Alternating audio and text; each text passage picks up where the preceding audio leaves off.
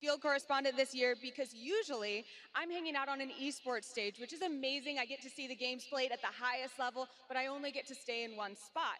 And if you're watching from home, first of all, we miss you. We're sorry you're not here and we don't get to give you a hug in person, but that's what I'm here for. I'm gonna be your heels on the ground. I'm gonna run all over BlizzCon and find everything that you might not get to see if you're not here in person. I'm gonna go to the Dark Moon Fair. I'm gonna do some interviews. We're gonna see some cosplay. But first, I get to sit here with you and watch the opening ceremonies. And I am so stoked because, Alex, you said that this is the epicenter of the Blizzard universe. Well, if there's a center of that epicenter, it's here in Mythic Hall for the opening ceremonies because I have cried during these, I have laughed, I have literally fallen out of my chair, and people here are really excited. There's already some amazing energy. Yeah? I didn't even have to ask them. They just started cheering. So I know we have plenty of stages going on, but I think already I have the best audience, right? Back to you. Thank you, Anna, so much. Well, they call it Mythic Stage for a reason. So you guys might be wondering, BlizzCon is huge, so how is Anna going to possibly cover all of this by herself? Don't worry, we got her some help. Time to introduce you to our second BlizzCon floor correspondent, Rachel Kierko, a.k.a. Seltzer, who's standing by in the brand new Overwatch Arena. Seltzer, what's up? Thank you so much, Michelle. Now, Anna, I know you were a little proud of your arena, but let me show you what the Overwatch Arena looks like today. It is absolutely packed with fans who are going to be watching the opening ceremonies in here and then sticking around for an incredible competition. I know, Malik, that you got to travel all around the world with the Overwatch World Cup this summer. Well, this is where it all comes down to the finals. We're going to choose the best nation in the world at Overwatch. You can see we've got Sweden and Great Britain getting ready behind us, but we've got 8 teams from all around the world. The winning team, $9,000 per player. So it's a pretty cool tournament here, but that's not the only thing that's going to be taking place, because when the open ceremonies start, that's when we find out all the news from the year. And the news pertaining to Overwatch is going to have huge ripples across the competitive scene. So as the weekend moves forward, I'm going to be checking in with some of the Overwatch personalities, as well as checking in from around the floor and talking to you fans about what you think is going on here at BlizzCon. I'm so excited to be joining you, and I will see you soon. So back to you guys at the desk. That's Thank you amazing. so much. Thank you so much, Rachel. All right, well, Rachel, thank you so much. Let's send it over to the Blizz Couch, where Malik is standing by with Susie Kim. Thank you very much, Michelle. I am joined by the esports veteran and BlizzCon insider, Susie Kim herself. How you doing? I'm doing really, really well. Doing well. All right, so you are a BlizzCon insider. Please tell me, what have you been up to lately? So for the insider portion of this, of the virtual ticket, we get to walk around, do little tours of all the halls for those at home who can't really make it here this weekend. Right, right. All right, and another thing I note about you is you're actually kind of fresh back on U.S. soil. Yeah. How's it been being back here in the States? Well, you know, I spent the last 10 years in South Korea, where the sports scene is big and thriving. But, you know, being here in BlizzCon, there's a lot of Koreans here also competing. Right. Almost feels like I never left. True talk, true talk. I mean, speaking of Korea, I think one of the cool things about the virtual ticket is that it's international. So you can check out BlizzCon's featured content in 5 different languages. Yes, I heard about that, and Korean is definitely one of the languages that's being featured. I'm super excited for that because Koreans love Blizzard games, and there's just, it's really hard for them to be able to fly halfway across the world to be a part of this, you know? And so with the virtual ticket being available in Korean and all the subtitles, like, it's almost like they'll be here and they get to kind of experience it with us.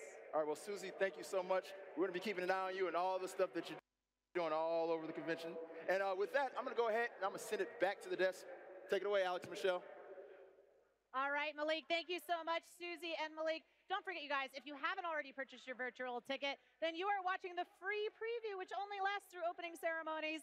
So we really want you guys to stick around. So if you're not already, head on over to BlizzCon.com and pick up your virtual ticket right now. Correctamundo. As always, we are going to be interviewing all of your favorite game developers over the course of the next 2 days. So if you have any questions you'd like us to ask them, just tweet at us using the hashtag BlizzCon. Our first guest coming up right after opening ceremonies, it's a big one, Blizzard Entertainment President and CEO Mike Morhaime. So if you have any questions for Mike, tweet them to us now. That's right. And let's take a live look over at the Mythic stage, because that's where we're awaiting the start of opening ceremony, now just minutes away.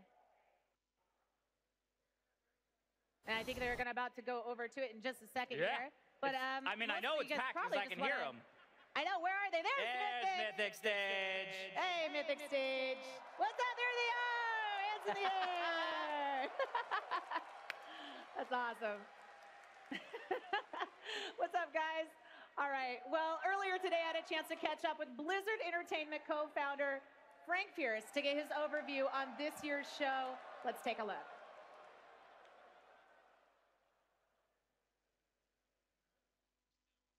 BlizzCon 2017 is brought to you in part by Republic of Gamers, Intel, T-Mobile, and NVIDIA.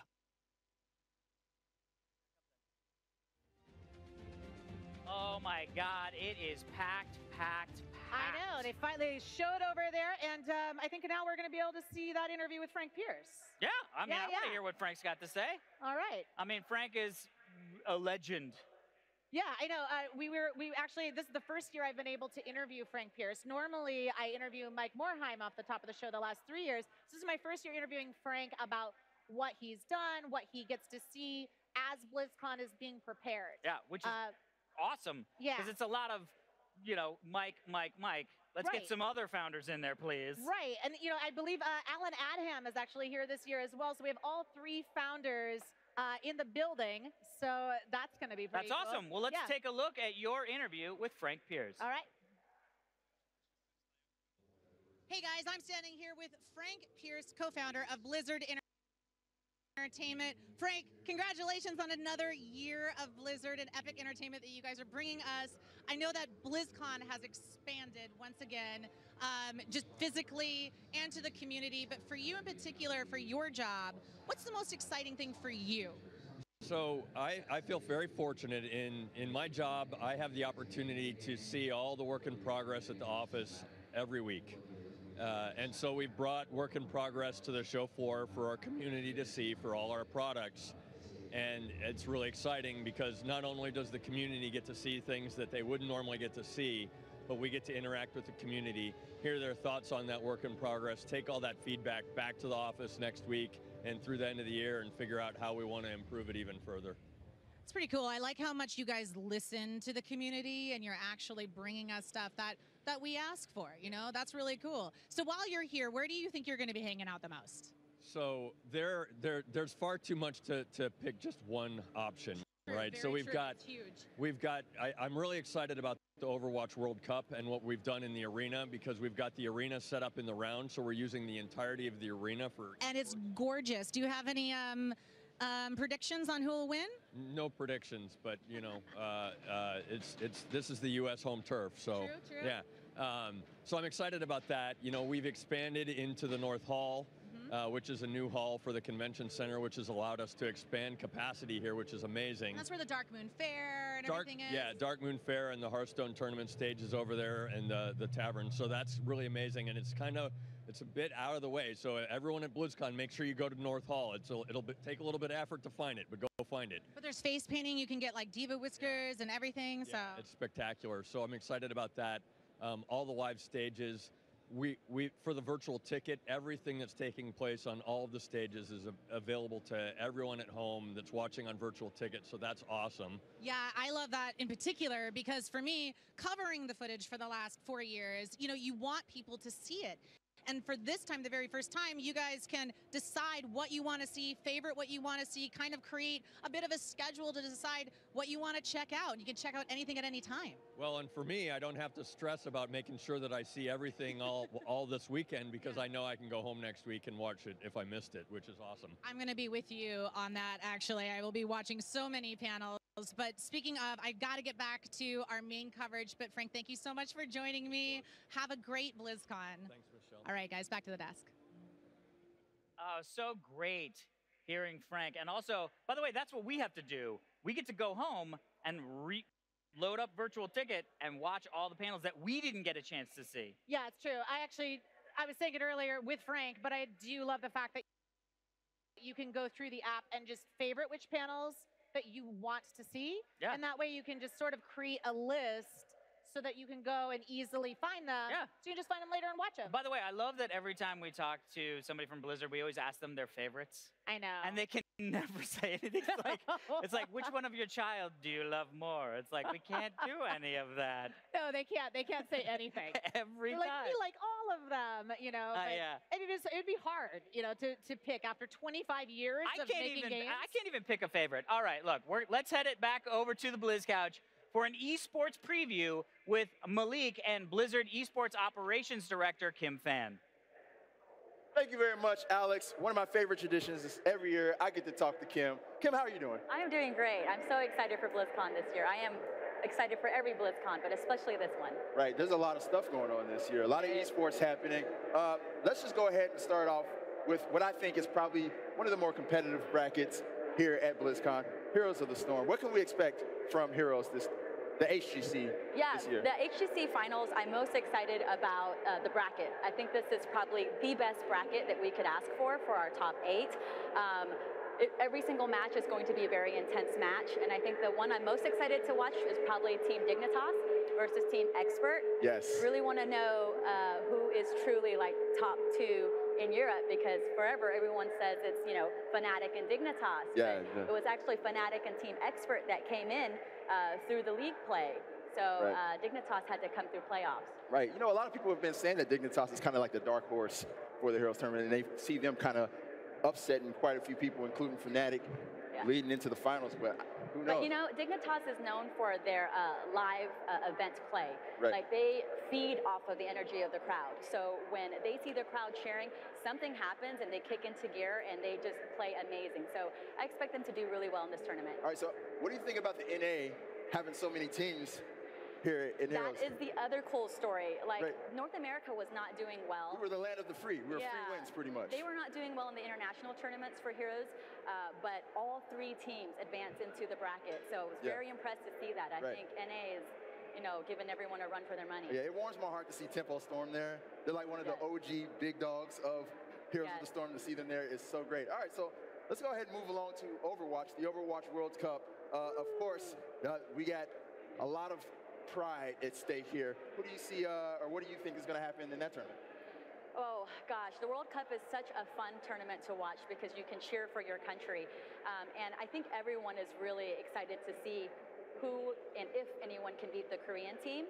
And I believe if there's any country that can do it, it's America, USA. Yes. I really believe it. They have been training very hard. They have been, you know, the last 2 weeks just practicing, maybe the last month.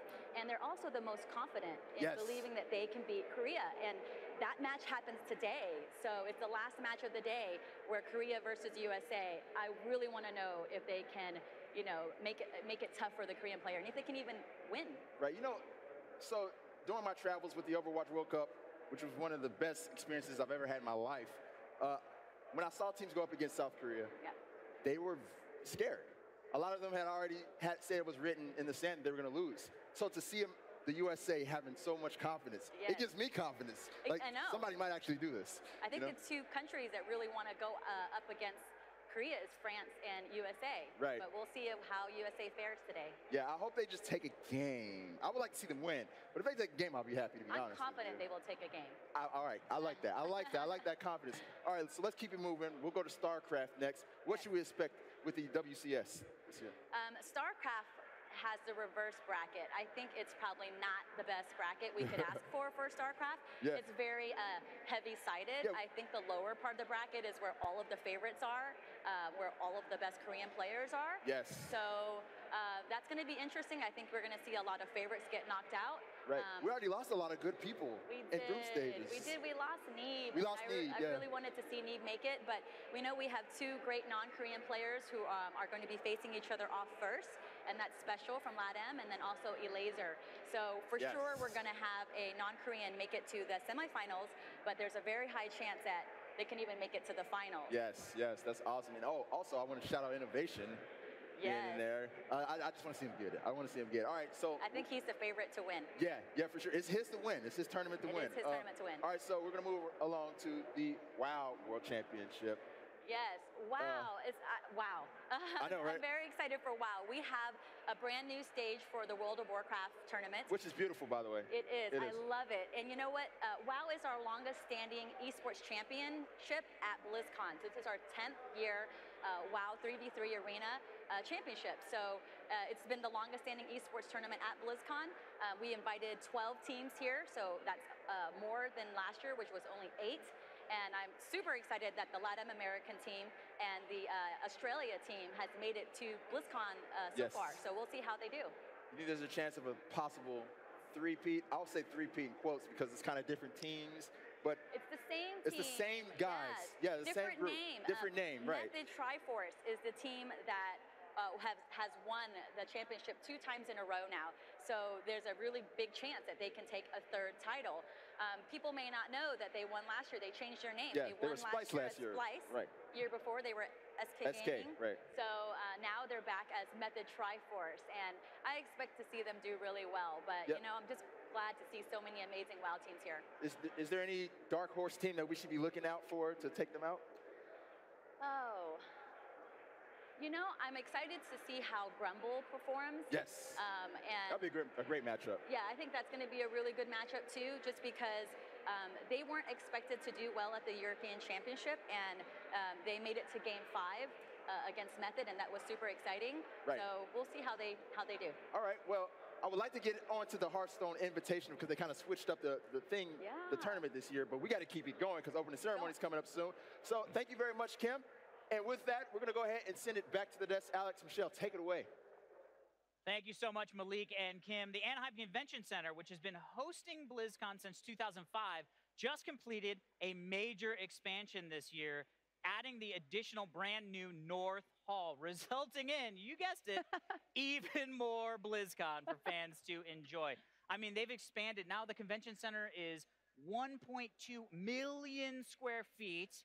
And that's the equivalent of 21 football fields. Is that true? Yeah. 21 football fields. And we're up to 11 stages. 11 stages. So much content. And what I heard is that the attendance was now 30,000 people. Oh, my God. Are there 30,000 people in here right now? Are there 30,000 people? I'm guessing yes. Okay.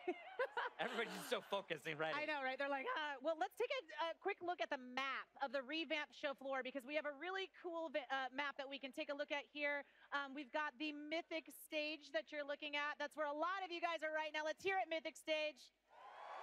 All right, and then next we have the World of Warcraft Championship stage, which is just gorgeous. All of the games, all the esports got their own stages, and they are lit up. That World of Warcraft stage is gorgeous.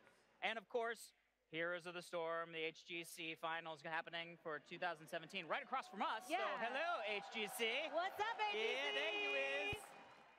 I love that we can hear all of them. And next up, we have that StarCraft World Championship Series Global Finals stage. What's going on, StarCraft?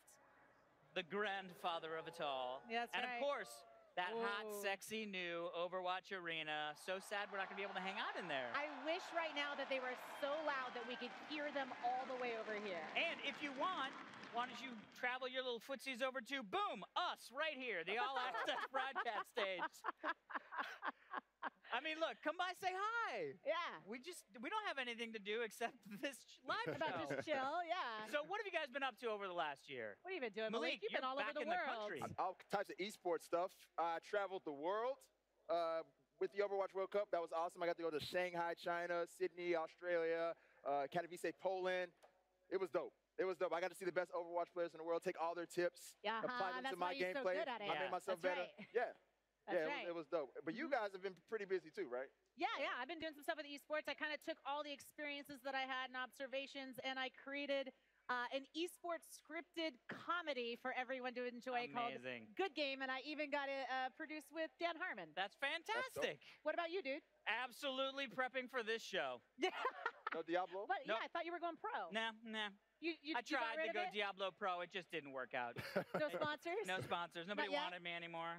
Soon, Hashtag Alex D3 Pro soon. All right, well, before we head over to the opening ceremonies, we want to tell you guys a little bit about the new and improved BlizzCon mobile app that we've been talking a little bit about. So whether you're here at BlizzCon or you're watching at home, the BlizzCon mobile app will help you make the most out of your BlizzCon experience with streaming panels and videos, interactive event schedule, the hall maps like we had just showed you. You're going to have esports updates as well. And that you can even use the BlizzCon mobile app after the show is over. Like we've been saying, I think it's about for a 1 month so that you can relive everything that's happened here.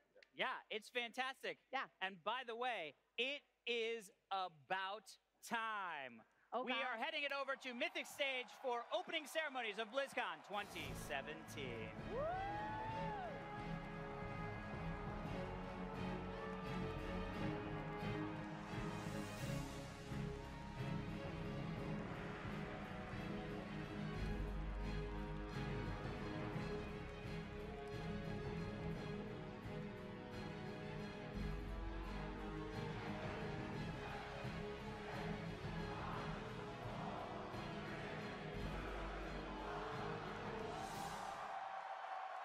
I first discovered Blizzard games when I was 13.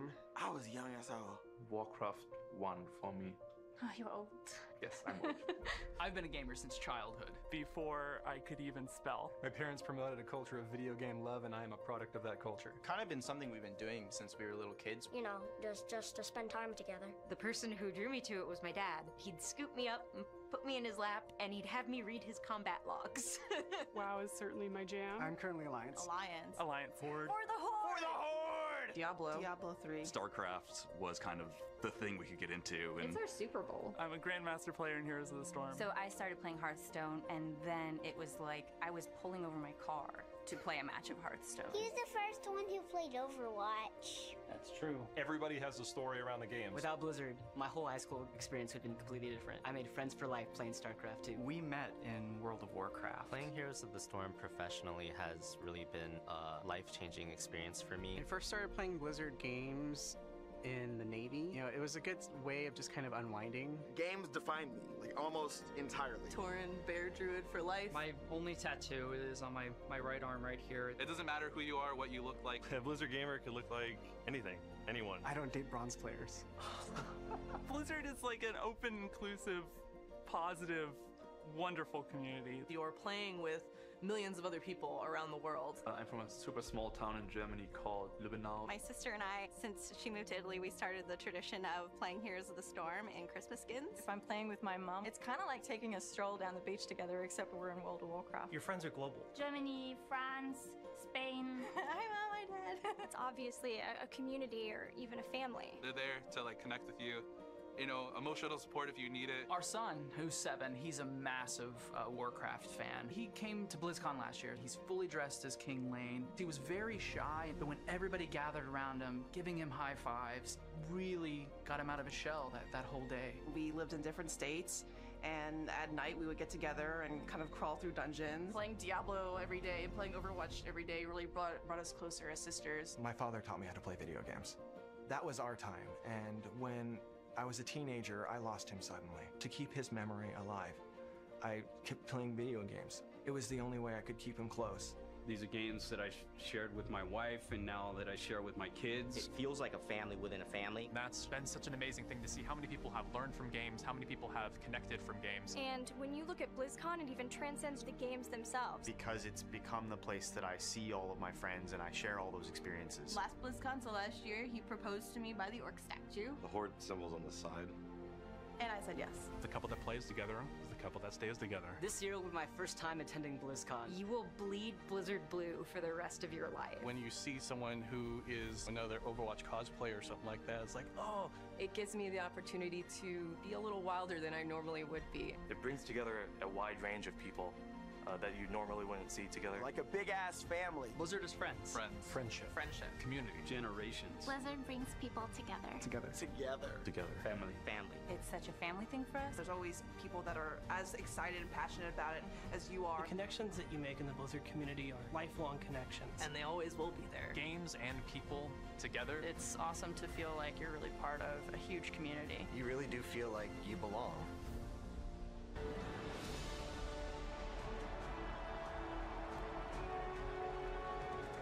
Ladies and gentlemen, please welcome President and CEO of Blizzard Entertainment, Mike Morhaime.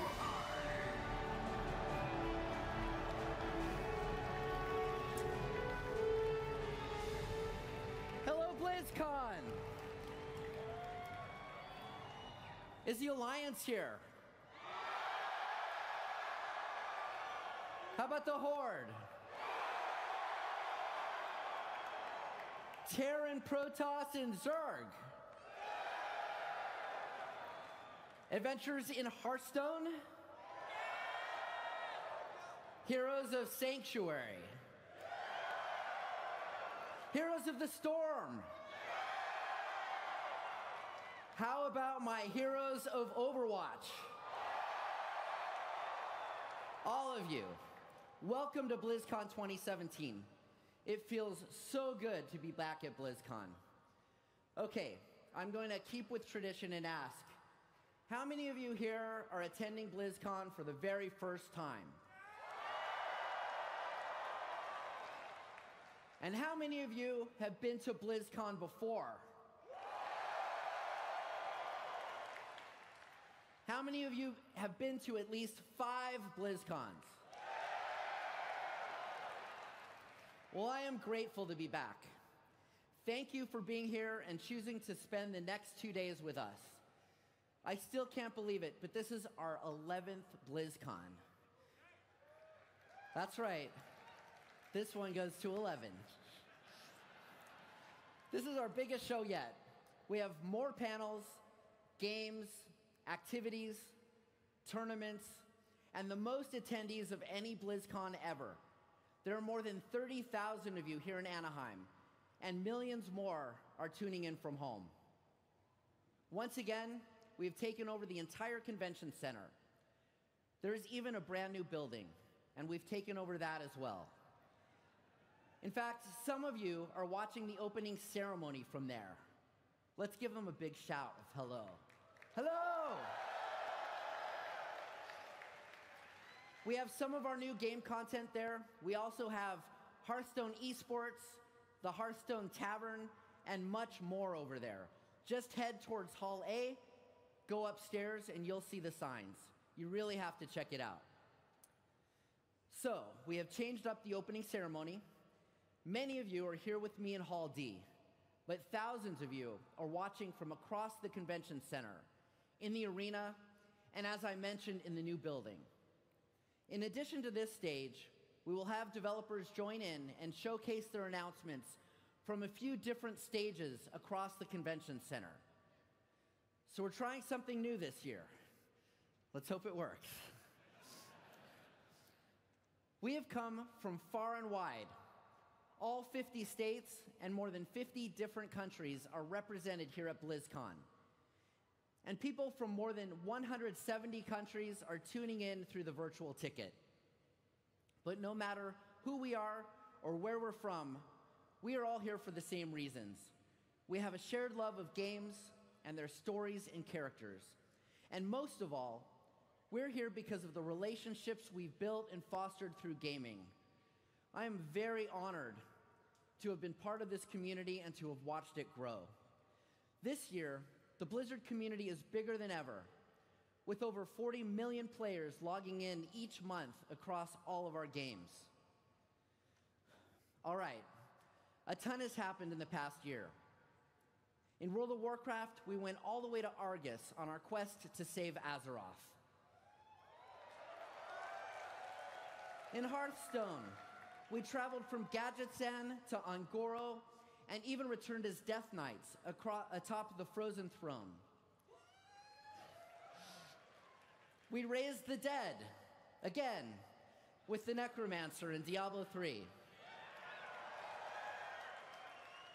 And we went into battle with awesome new heroes and maps in Overwatch, Heroes of the Storm, and StarCraft 2. We also renewed our passion for a classic Blizzard game with StarCraft Remastered. And this past week, for the first time ever, we welcomed a non-Blizzard game onto the Battle.net platform with Destiny 2. Do we have any Guardians out there? Now let's talk about esports. Last BlizzCon, we unveiled plans for our most ambitious project yet in competitive gaming, the Overwatch League. Since then, we have partnered up with a dynamic array of leaders from both esports and traditional sports. And our first season will include 12 teams based in cities around the world. We'll be broadcasting the first season out of the new state-of-the-art studio, Blizzard Arena Los Angeles. The new Blizzard Arena will be a place that we can come together to witness exciting moments and memories in Overwatch and other Blizzard esports all year round. It's awesome. This has been an amazing year with a ton of esports action. Let's take a look at some of the highlights.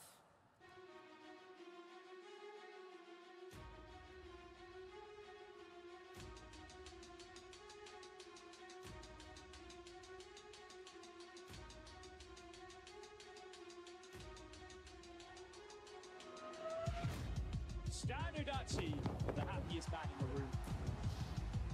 He is your global champion. Dazzling days of Hearthstones in Shanghai. Look at that spot. It's a spring champion. Welcome to LA.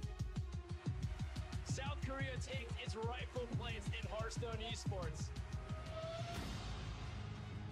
And China looks like they will just have a cakewalk here on Dorado. Hometown heroes of Australia. We're in overtime, 99-99. There it is. What a performance. Poland, the home team taking on South Korea. From Jae-Hong taking him out of the fight, and South Korea takes it. The road to the World Cup Championship, Team USA going against Team Germany. The melee just in time, and the US, they've done it. They are going to BlizzCon. Lunatic high! Twice in a row, back-to-back championships. And they start a dynasty. This is just the beginning of the action. Live from the Blizzard Arena. Massive congratulations to Giganti. It is time for the grand final. If he goes in, then this could be game. Visual Dignitas. One final map here for the World Championship. It is Champion pops off. Fnatic has done it. The time has come. MVP Black versus L5. L5, they will be your Eastern Clash champions. UT Arlington never stopped believing. They are your heroes of the dark. Looney's doing everything in his power. That's it. Evo are going to BlizzCon. Looking to take this series and Method are your champions. Cheers gets mind control to a terrible position. Method Synergy is the best team in North America. Bandit Global are going to BlizzCon. I Am Katowice gives us some of the best StarCraft that we will ever see. And that is GG! And now, the GSL's finals. Stats has done it! Gumiho has forced history to repeat itself. Innovation! GSL Odes champion! Team is looking to get a victory mark. And he is a three-time WCS champion. The laser is your WCS champion!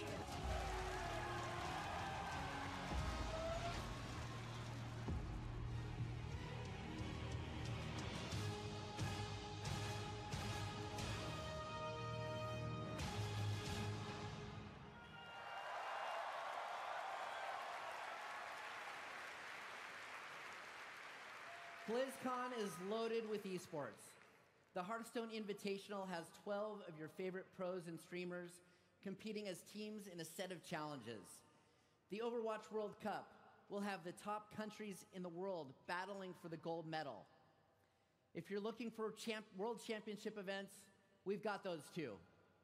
The World of Warcraft Arena World Championship, the Heroes Global Championship Finals, and the StarCraft II WCS Global Finals will all crown world champions who have earned their place after a year's worth of competition. We're also hosting a thrilling exhibition match for StarCraft Remastered featuring two legendary players, Bisu and Jae-Dong. And this year, we've built brand new stages for World of Warcraft, Overwatch, and StarCraft II. Speaking of StarCraft II esports, Intel announced this morning that they will host a tournament in Pyeongchang leading into the Winter Games. This tournament will feature StarCraft II. This is an amazing honor for the game and wonderful recognition for esports. We're very proud to be part of it.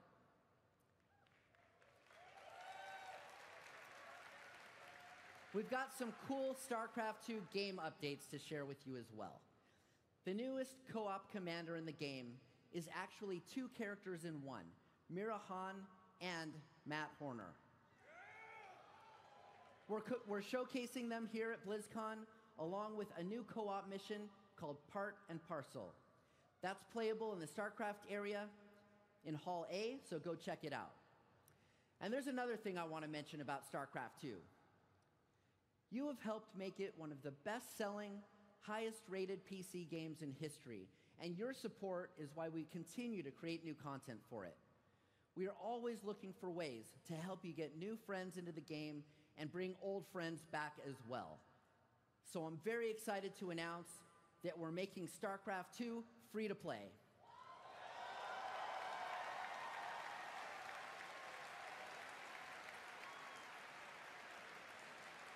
Starting on November 14th, everyone will get the full Wings of Liberty campaign. And if you already own Wings of Liberty, we're going to give you Heart of the Swarm. In addition, everyone will get access to the full StarCraft II ranked ladder. And we're also improving co-op mode with free access to every co-op commander in the game up to level 5. For more details, be sure to check out the StarCraft II panel in the North Hall today or visit StarCraft2.com. We have more to announce this morning, but I want to take a moment. BlizzCon isn't only about the games and the announcements.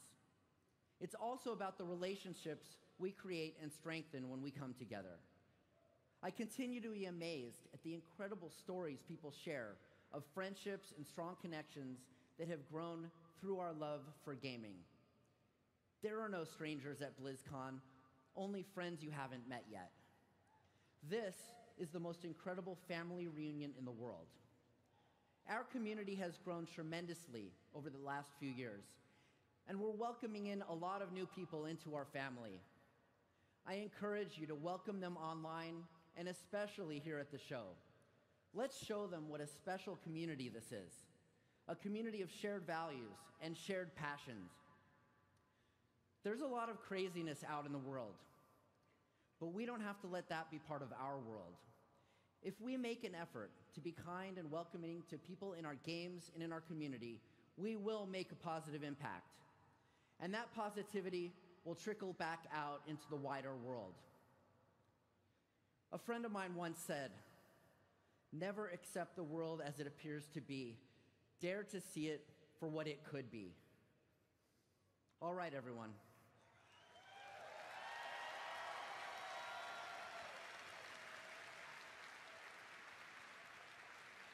We've got a really great event planned for you. Blizzard employees are looking forward to connecting with you throughout the show. Look for us in the blue shirts. We have the awesome community contest tonight, hosted by Chris Hardwick. And tomorrow, Muse will be here. We have a lot more news to share, so I'm going to hand it off to K.O. Milker from the Heroes of the Storm team.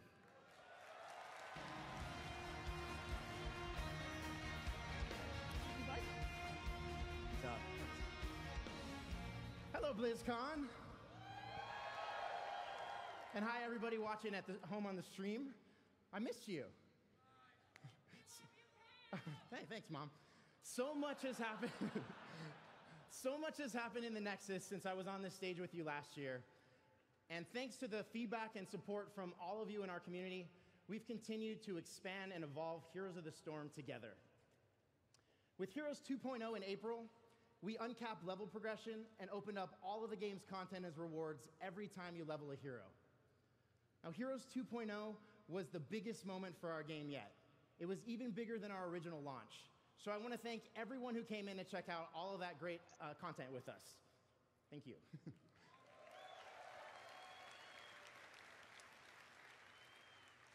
But of course, new content is the lifeblood of our game. And since launching in 2015, we've doubled the number of battlegrounds and more than doubled the number of heroes, with 15 new heroes added since last BlizzCon alone. Yeah. So those of you who are with us know that we've had a very busy year with some incredible additions to our heroes roster. But we're not done yet. Now, the coolest thing I get to do up here is debut a new cinematic. So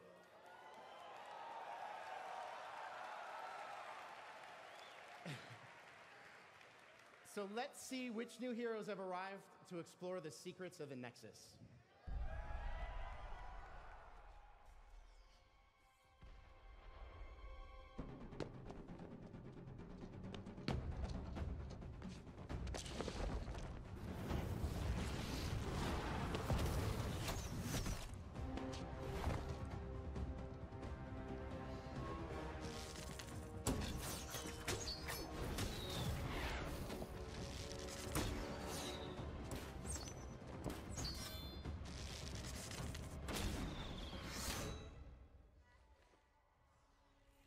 Impressive, Archer.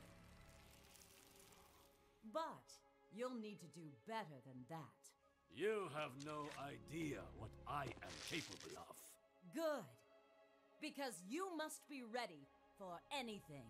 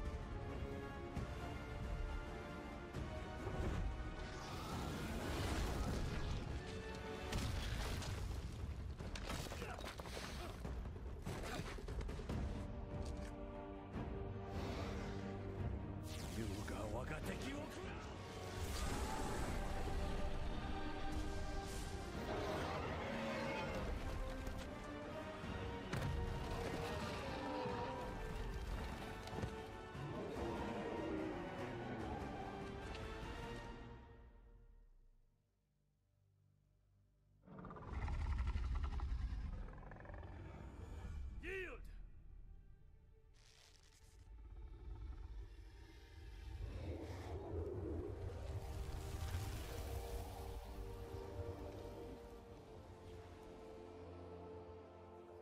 You show promise, Hanzo. Well done. But greater challenges still await us. I believe we are ready. It's time to find out.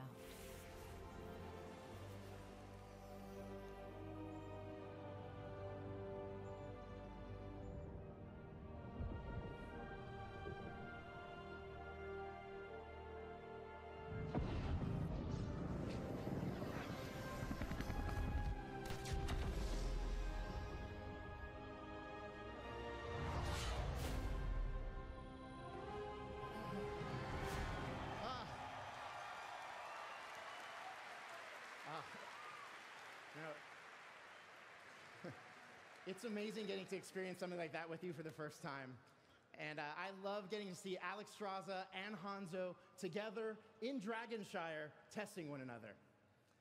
And you definitely get the feeling that something is stirring in the Nexus as well. So Alex Straza, the Lifebinder, is a versatile range support who manipulates her life energy to heal her allies. And when her life or those of her teammates is threatened, she can transform into a mighty dragon using her trait, Dragon Queen. Yeah. And for all of you Hanzo mains out there, I see you, rejoice, because the Shimada clan's most dangerous archer is a nimble ranged assassin who can deal damage from afar and serve as a nimble scout for his team. So in addition to bringing these two iconic dragons to the Nexus, we also have some other exciting news to share with you at BlizzCon. You see, while Heroes 2.0 was our time to reimagine progression and rewards in our out-of-game experience, we're also turning our eye towards improving our core in-game experience as well. Now, I brought along a video that will not only show you our Double Dragons in-game, but also gives you a taste of some of the big changes to come.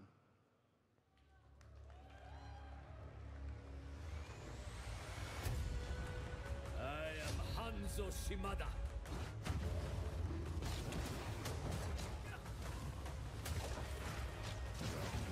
我が敵を食らう。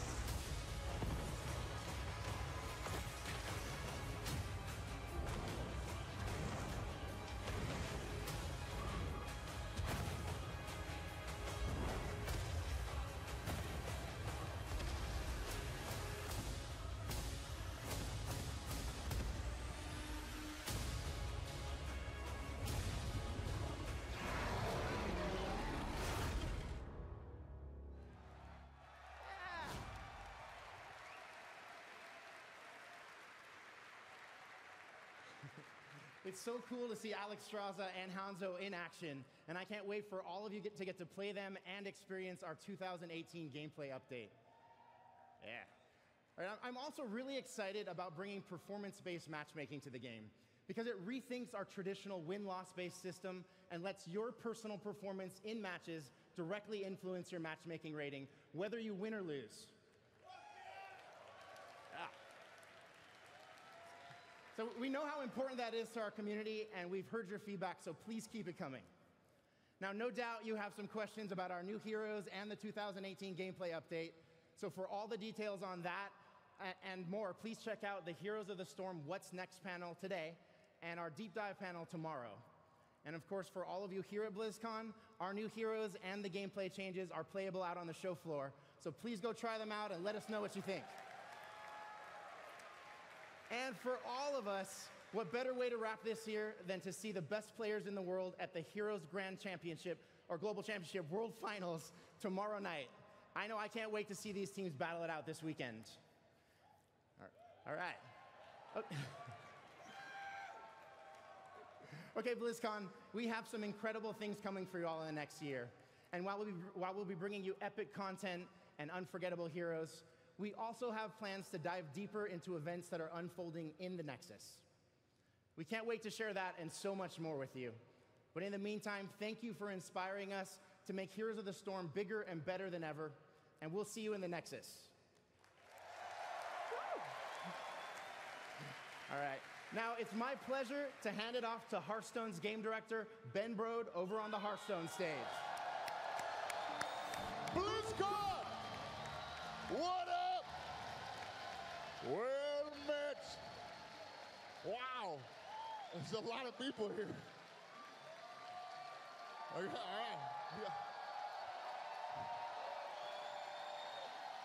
Yeah, this is awesome. I've never done the opening ceremony before. This is crazy.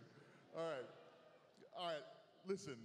If you love Hearthstone like I do, this is going to be the best BlizzCon yet. We outgrew the convention center. They had to build us a brand new hall.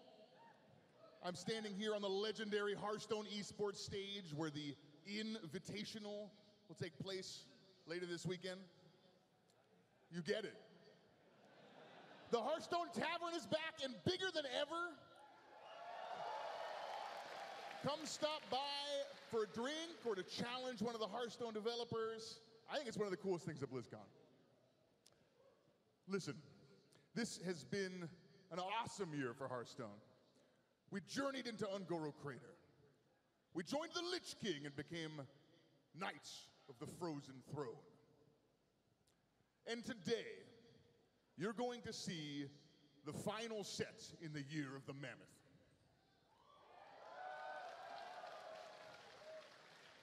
It comes out next month, and it takes us back to the roots of classic fantasy, full of monsters, treasures, and traps. It brings back memories of sitting around a table, gaming with your buddies, delving deep into dark dungeons. Get ready for Hearthstone's next expansion.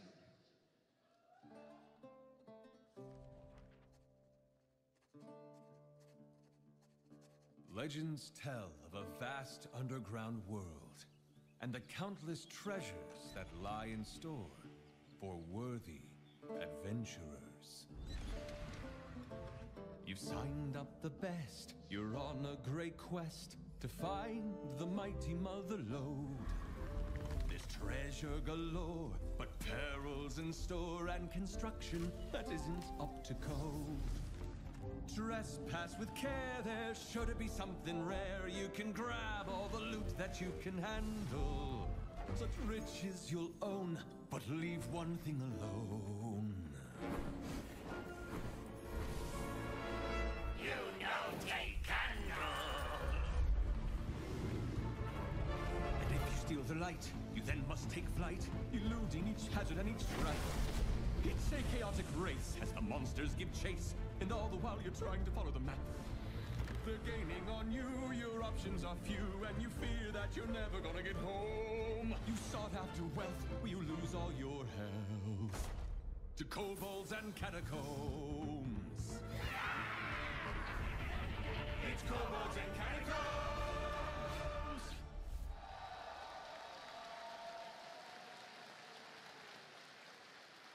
I love this set. It's awesome. Kobold tunnels full of treasure. This is our love letter to that classic fantasy dungeon crawling vibe. So what kind of cards can you expect from Kobolds and Catacombs? I'm not going to tell you. I'm going to let you discover the set for yourselves. Steel yourselves, adventurers. We're going in. Okay, you're in the entrance to a dungeon on a quest to find legendary treasure.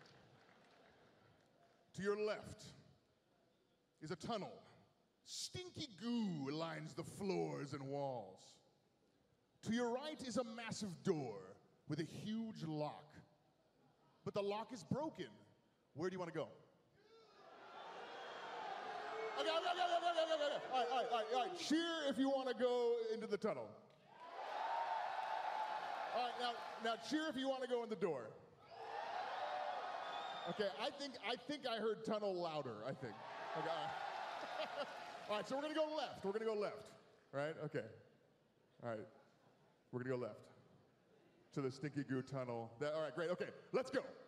All right. So you slide through the tunnel and enter a room with a huge ooze creature lying dead on the floor.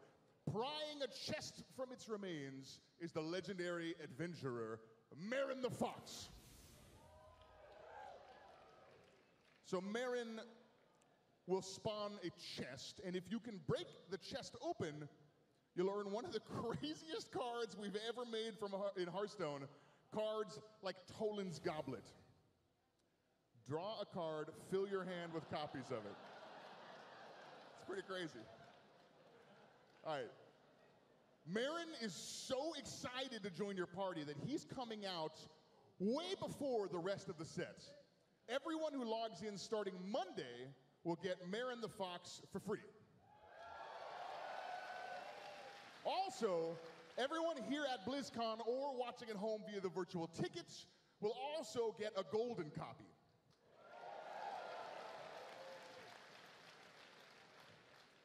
Okay, back to the dungeon. Marin winks at you and escapes with the treasure. You see two doors in front of you. To your left is a door with a sign on it that says, Kobold Treasure Hoard, Adventurers keep out. To your right is a door with the words certain death scrawled on it. Where do you want to go? Why? Okay, all right. We're gonna go right. Okay, we're gonna go right. You guys are bold. All right. Let's go. Let's check it out. Okay, so your party enters the room, and as you do, the walls start closing in, crushing half of your party. What did you expect? All right. So, okay, everybody from here to here, you're all dead. All right. On the bright side, you found another new card, Crushing Walls. Destroy your opponent's left and rightmost minions. This is a hunter card. Okay, well, you guys are gonna have to recruit some new party members to finish the dungeon. Fortunately, the new keyword in Kobolds and Catacombs is recruit. All right, so recruit means that you'll pull a minion directly out of your deck and put it directly into the battlefield. So imagine pulling Ysera for only 6 mana. Should make a pretty good healer for your party, I think. All right. You can tell that you're close to finding the legendary treasure. This next decision is very important. To your left is a hallway, and claw marks mar the entrance. To your right is another hall that is literally on fire. Okay, where do you want to go? Where do you want to go? Okay, all right. If you want to go left, cheer. How about right? Okay, we're gonna go right. All right, let's go. So you run through the hallway, burning away most of your clothes, and you enter a room filled with kobold candles surrounding a pedestal with a glowing disc atop it. It's the legendary treasure you were searching for, the priest card, Dragon Soul. Yes, this is Hearthstone's first legendary weapon. Every time you cast 3 spells, you'll summon a huge dragon. We've made legendary weapons for all 9 classes, even ones that have never had weapons before. I'm super excited about these 9 cards. They're crazy. BlizzCon, congratulations on completing the dungeon and escaping with the legendary treasure. Good job. Well done. Unfortunately, you missed some of the cards in the dungeon, so you'll have to come to the panel later today to see the things you didn't get to explore, check out some of the other cards and the other mechanics in Kobolds and Catacombs. So, look, there was a reason I ran you through a dungeon, and it wasn't just to kill this half of the room. We also have a new single-player experience, and it's nothing like what we've done in the past. This time, we're introducing a totally new single-player mode, and it's called the Dungeon Run. So a dungeon run is all about defeating bosses, collecting loot, and leveling up your character. And in a Kobolds and Catacombs dungeon run, we'll shuffle up an 8-card boss deck, and you'll defeat 8 random bosses. And each time you defeat a boss, you'll learn some new cards for your deck. You start with a lowly 10-card deck. You'll learn some new cards for your deck, increasing your power each game. If you lose, we throw your deck away, and you have to start all over from the beginning with a new strategy. It's essentially a Hearthstone roguelike, and it's our most replayable single-player content ever.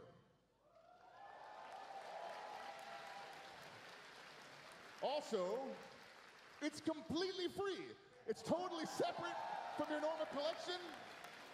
You don't need any cards to play.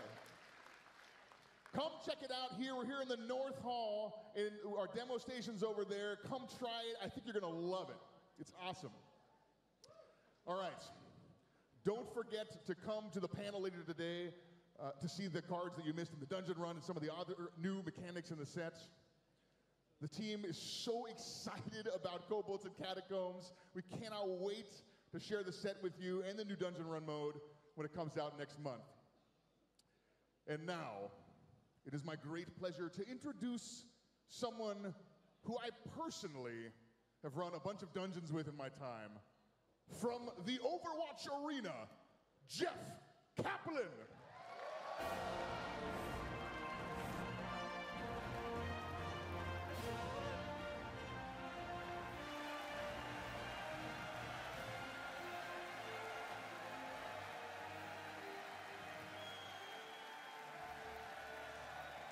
What's up, everyone?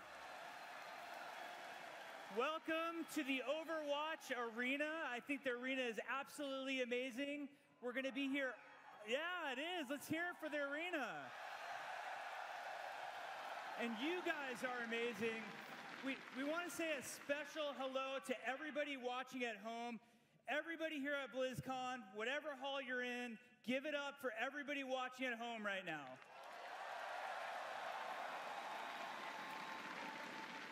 And for you guys who are here with us today, we can't thank you enough.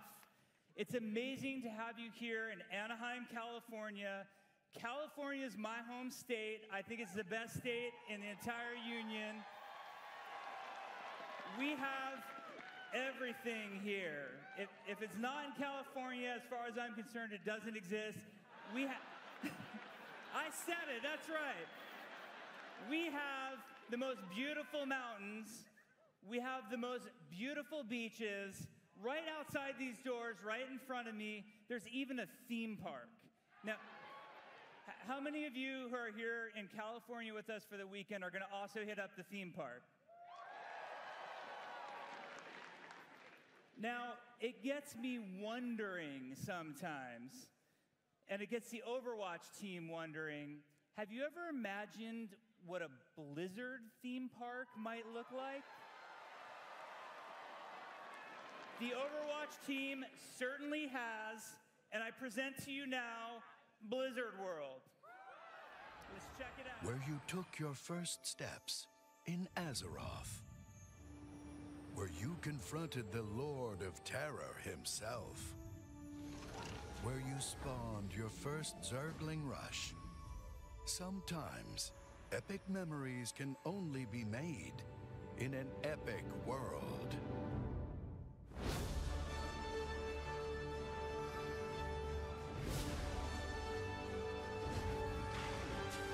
Your adventure, your community, your memories. See them come alive in your world. Blizzard World. Epic fun detected. Well met. Stay a while and listen to the fireworks. Come and visit Blizzard World. New adventures are waiting for you. I can't wait to get on some rides. For the Horde! Yeah, we did it. We went there. We had so much fun making this map, but the super fun part for us in making a map is seeing what you guys do on it. So we cannot wait for you to be playing this map. You'll be playing it all weekend here at BlizzCon. Also, the map will be going live early next year, and you'll see it on the PTR very, very soon. So the map is awesome. We had a ton of fun making it. It's a hybrid map, so that means it's part assault and part payload. Now, I know most of you don't know what payload is, so everybody turn to the Zenyatta main to your left, and he'll figure it out. You don't have to worry about it. Don't worry about what payload means. Now, one thing we always say about Overwatch is that the world needs heroes. And the Overwatch team thinks that you guys need another hero.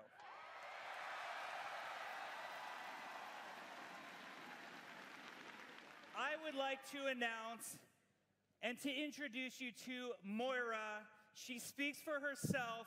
Let's check her out. We are bedeviled by the mysteries of creation. Science can reveal the truths that lie behind these many questions. What we learn can unlock the true potential of humanity.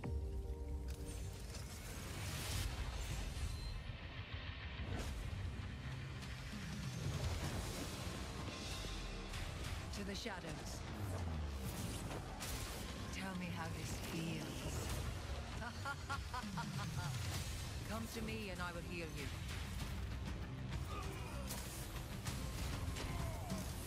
I will unmake you. Simple geometry. Lights out.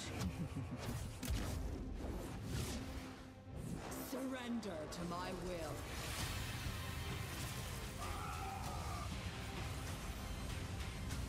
Allow me to repair the damage. I feel unstoppable.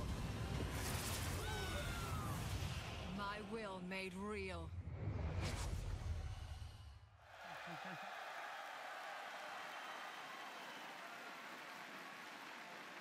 There she is. Moira is our newest support healer. Now, I know a lot of you were begging for a DPS, but we made a healer instead, so I hope you're okay with that. She is so much fun to play. She does a tremendous amount of healing. She also can do a tremendous amount of damage as well. So she's really fun and interactive to play. She has that fade ability, so that gives her great mobility as a support character as well. In case you're wondering how to spell Moira, it's spelled O-P-A-F, just in case you're wondering. So, there's some other cool notes about Moira that we should talk about. She has a really great backstory as well. Not only was she a part of Reyes's secretive Black Watch, she also has a storied history with Talon. Now, you guys are going to learn all about Moira, Blizzard World, and maybe even another announcement in the Overwatch What's Next panel. It's going to be on the Mythic stage at 2:45 today. I cannot encourage you enough to check out that panel. We even have an origin video for Moira that will be debuting during that panel. And Moira's fully playable here on the show floor in Blizzard World all weekend long. And dare I say, it's no limits. Oh my God, it's going to be a mess, but you'll have so much fun. Excuse me, Mr. Kaplan. I'm here to deliver the payload. What is this? Hammer down! Candy! Candy! Candy! I'm coming, my friend! You wait right there, it's a long way! I live for this! Hi! Darren DePaul, voice actor for Reinhardt.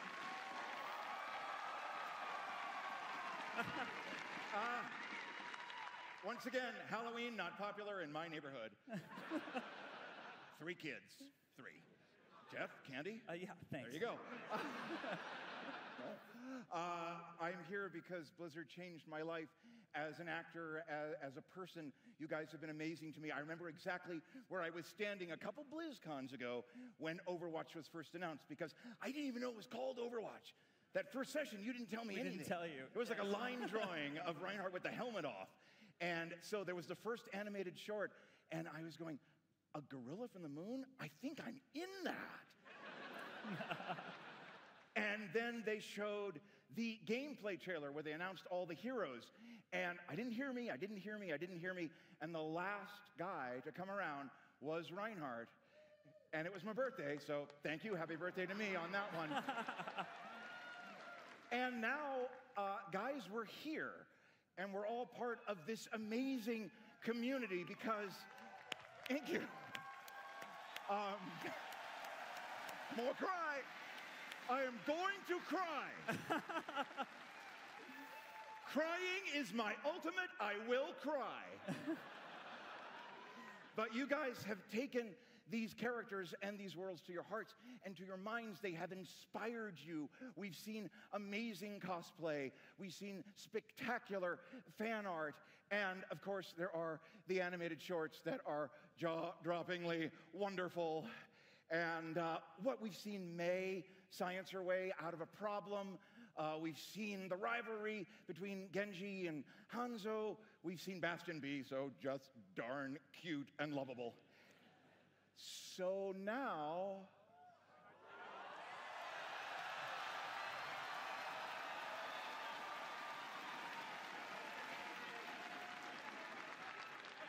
as a friend of mine might say, bring me another!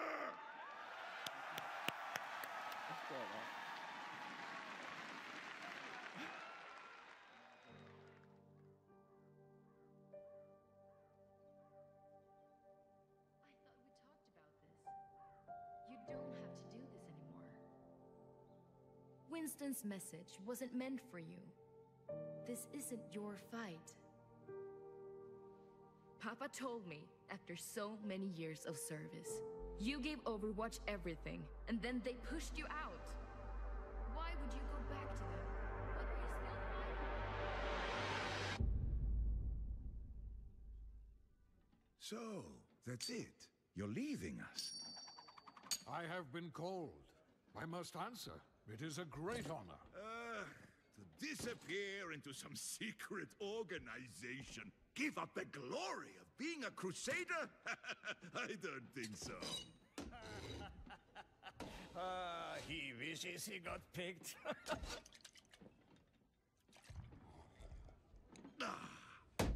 The Crusaders are immortal defenders of Germany. People will be singing songs about our legacies. Our legacies are our deeds.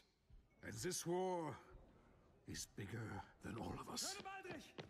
Drop pods to the east, they're coming! All right, people, they're playing our song. Stick with your dance partners. Let's crush those rust buckets. Here's your walking stick, old man. Live with honor. Time is glory.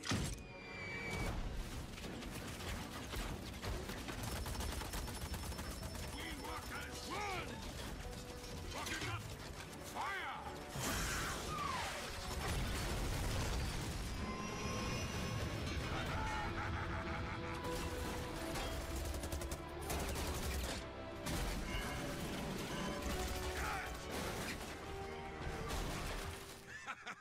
I love the wind in my hair. Get back and protect your team! They're just slowing me down. Besides, they're fine!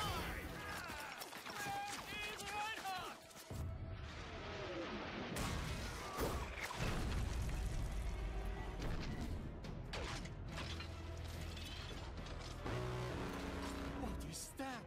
That is mine! Damn it, Reinhardt!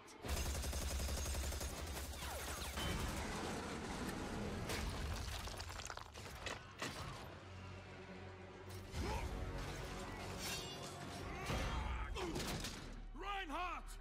Marvel sings!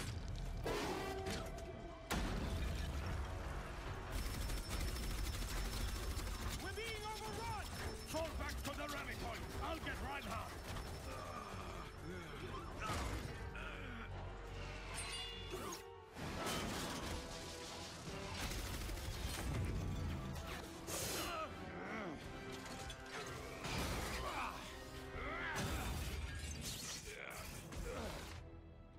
I had this. Obviously. They're cutting us off. Let's move!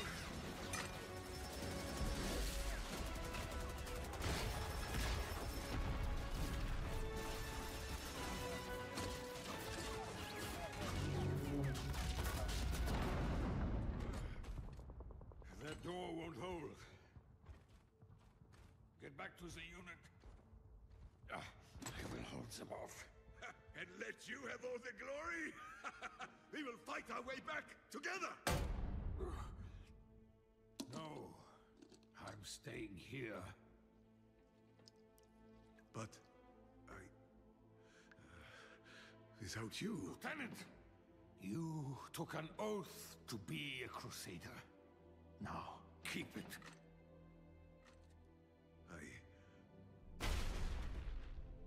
I won't leave you! The team needs you. Be their shield.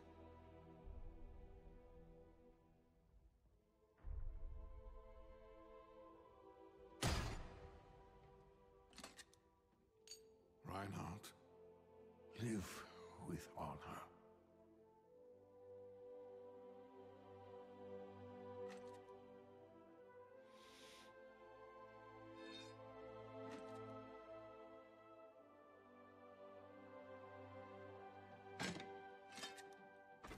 Die with glory, old friend.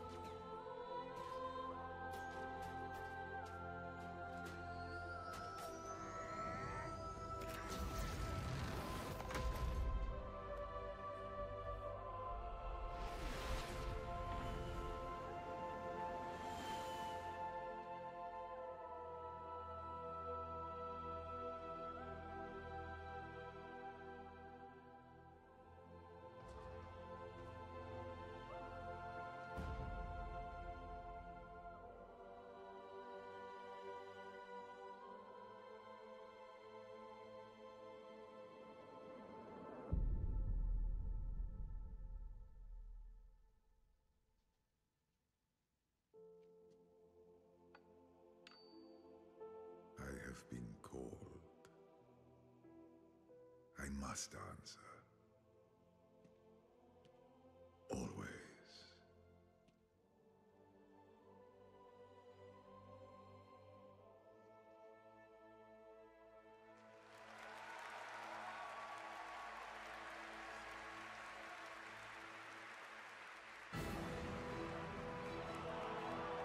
Please welcome executive producer of World of Warcraft, J. Allen Brack.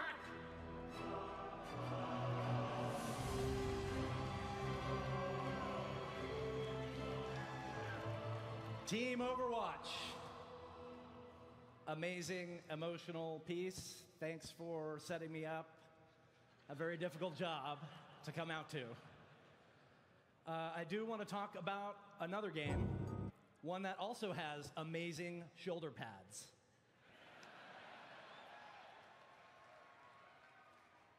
Before we get started, I want to channel an old friend. Horde, where are you?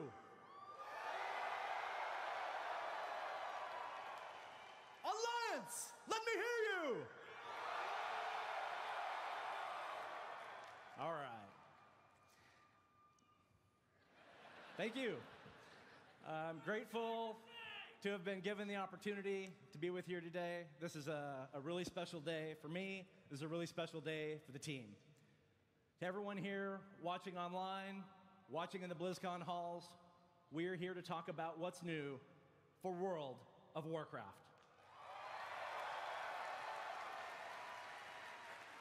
It has been a pretty incredibly epic year for the WoW community. We've seen old heroes fall and new ones rise. We adventured on the Broken Shore. We conquered Suramar. We watched the defeat of Gul'dan and Illidan crush his skull. And more awaits us on Argus. the confrontation with Sargeras, a titan at the heart of Warcraft lore. We will be watching the community, and we'll be waiting on that world first. Now, before I get to the big news, I want to take a minute. And I want to talk about ice cream.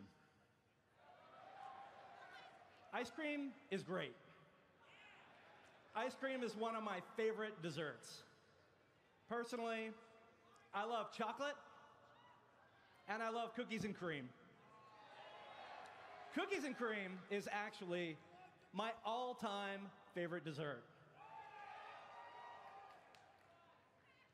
But I understand that for some of you,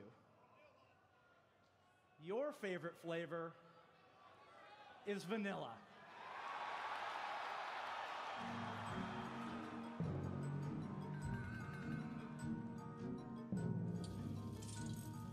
Someone once said that you can't go home again, but they lacked vision. And a temporal discombobulator.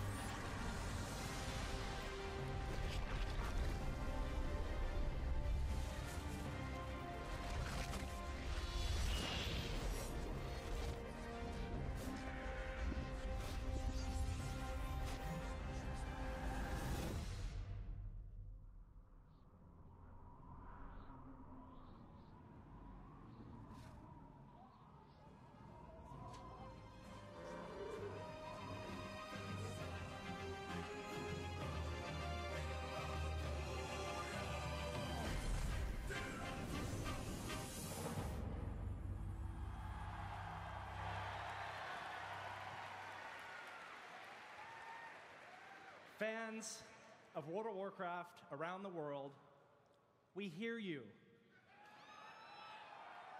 I am pleased and also a little bit nervous to announce the development of a classic server option for World of Warcraft.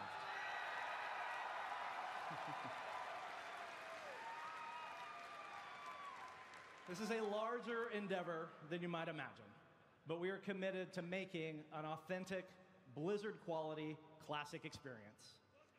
We want to reproduce the game experience that we all enjoyed from the original classic WoW, not the actual launch experience. So please bear with us.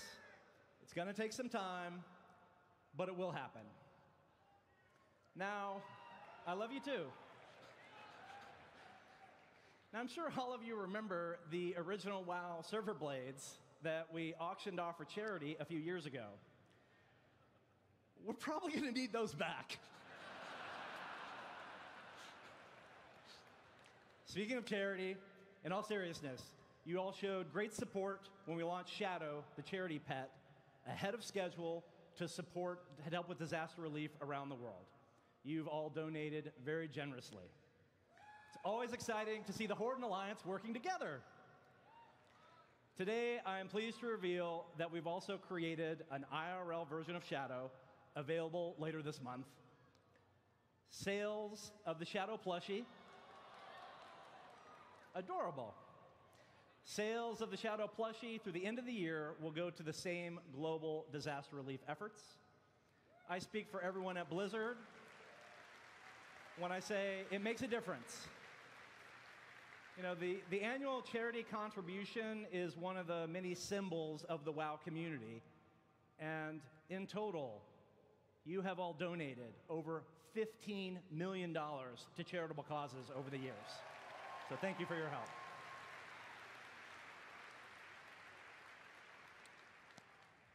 I mentioned we had some news.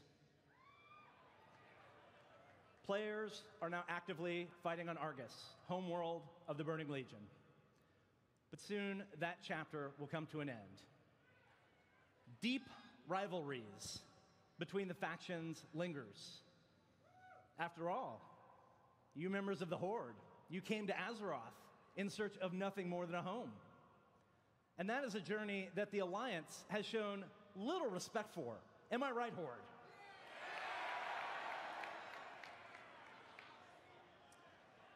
And Alliance, you do not forget the Broken Shore. You do not forget the betrayal that led to the death of your own King Varian.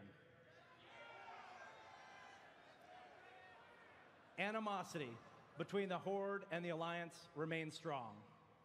And from these deep wounds between the factions will flow the next story in the chapter of Azeroth. This is the story. Horde versus Alliance. Wounds that can never be healed. This is the beginning of the next expansion. Let's take a look at the features.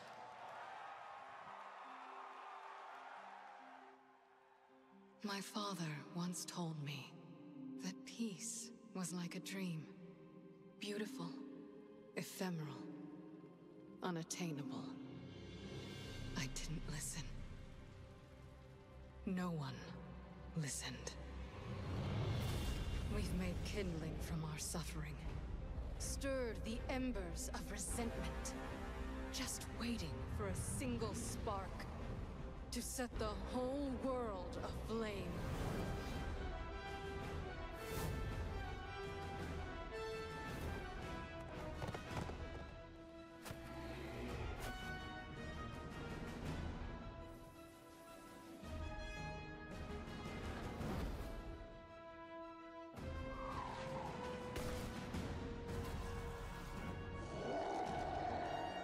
As the Alliance returns to forgotten kingdoms, the Horde seeks the might of an ancient empire.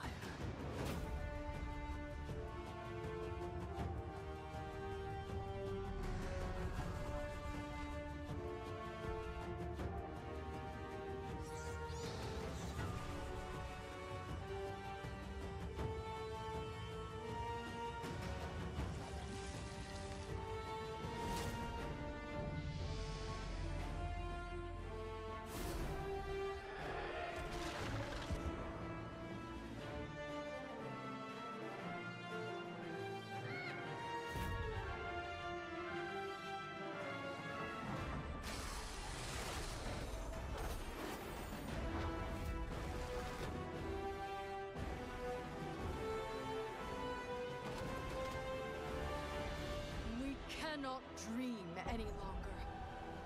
The time has come to call on allies willing to join the fight, to rally beneath the banners of a world at war.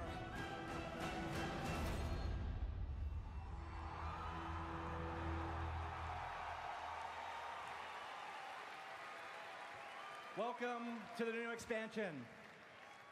I heard some of you obviously spot Jaina, our favorite human mage. Or is Khadgar our favorite human mage? I'm not sure. Okay.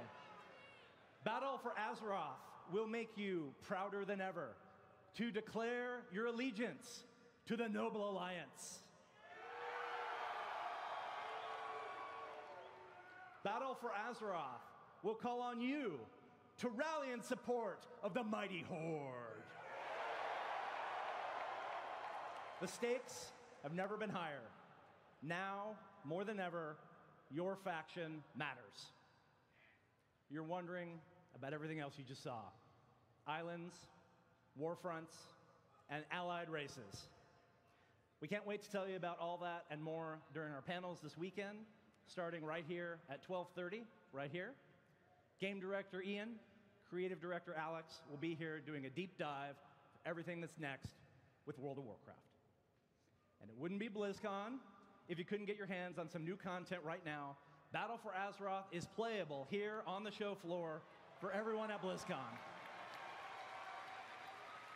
We've also recorded some special videos of the BlizzCon experience, the BlizzCon demo experience for everyone watching with the virtual ticket.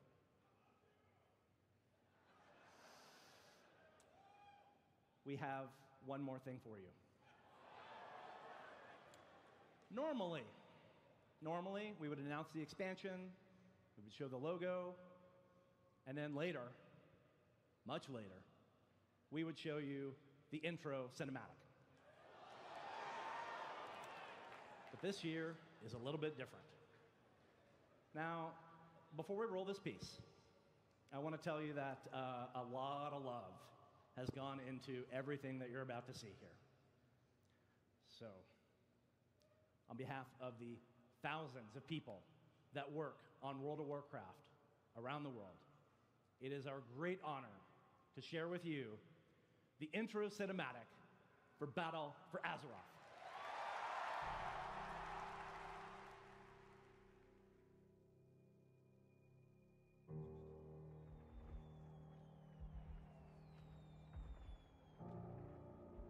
Ours is a cycle of hatred. Alliances forged and broken. We have paid the price for sharing this world. And we have forgotten what makes us strong.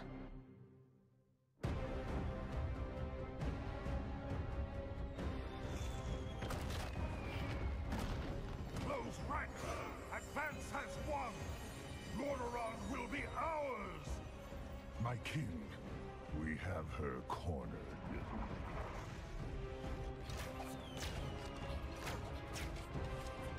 Keep firing!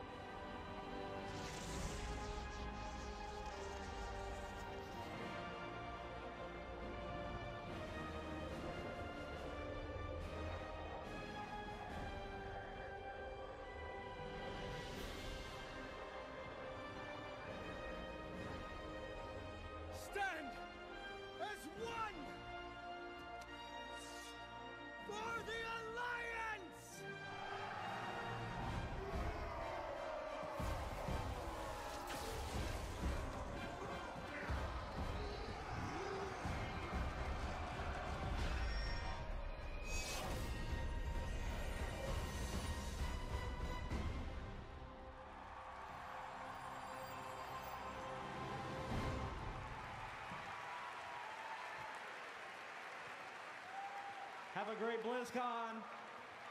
Be good to one another. Have fun. Welcome home.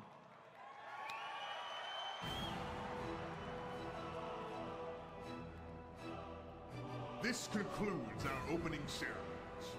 Mythic Stage's panel presentations resume at 12:30 p.m.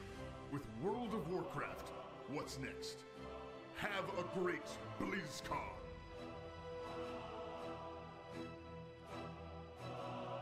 Brought to you in part by Republic of Gamers, Intel, T-Mobile, and NVIDIA.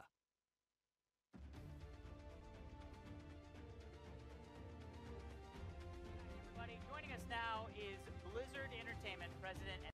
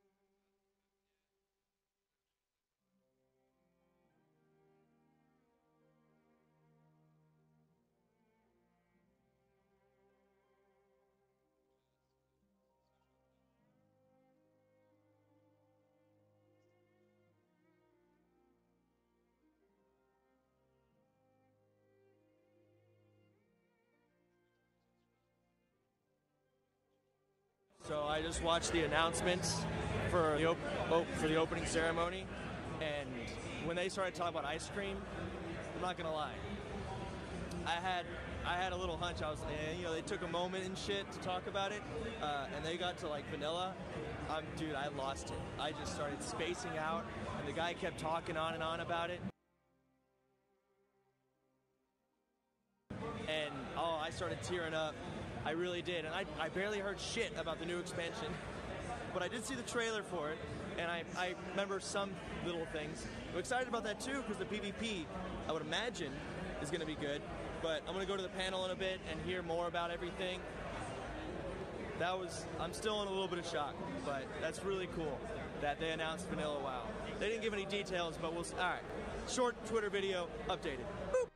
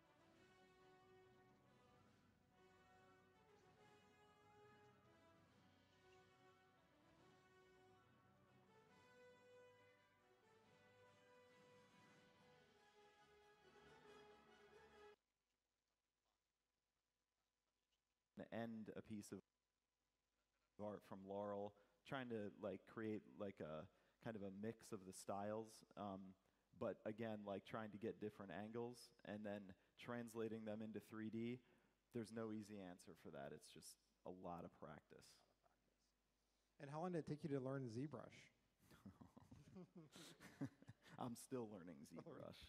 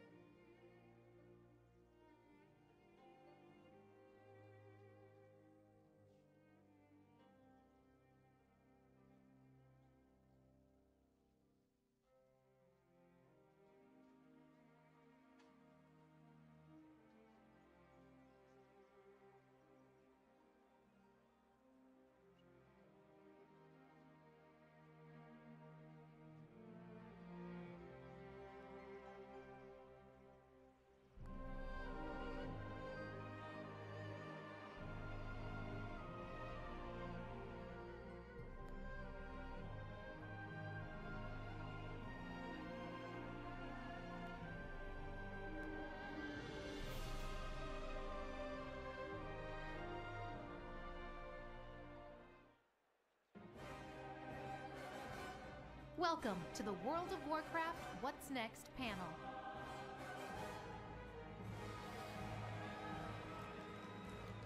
Hello, BlizzCon!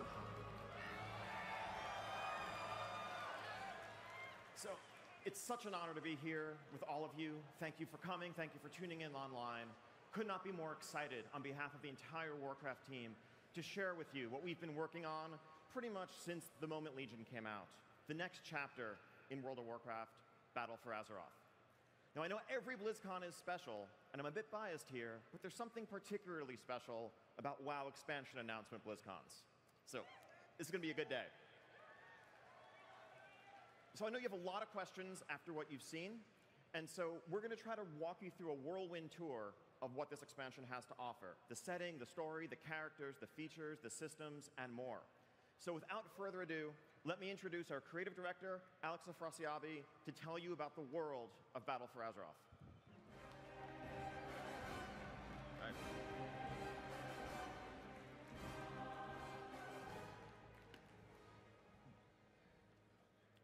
Thank you, Ian. Nice shirt. This is the new shirt. Hello, BlizzCon. It's good to see you all again. We are here today to talk about the Battle for Azeroth and prepare you for the coming war. By now, we've all seen that incredible cinematic where from the get-go, battle lines are drawn. And what I like best about that cinematic, and it does so many things so well, is that it reinforces the foundations of Warcraft.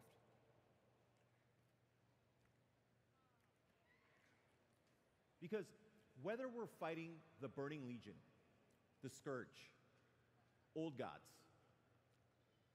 Dragon Aspects, Elemental Lords, or yes, time-traveling orcs, our hearts and minds are with our factions. We do what we do in this world, first and foremost, for the Horde and for the Alliance.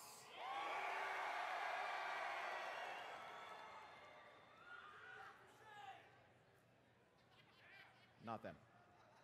And that makes us, the champions of Azeroth, the greatest hope the world has ever known, and also its biggest threat.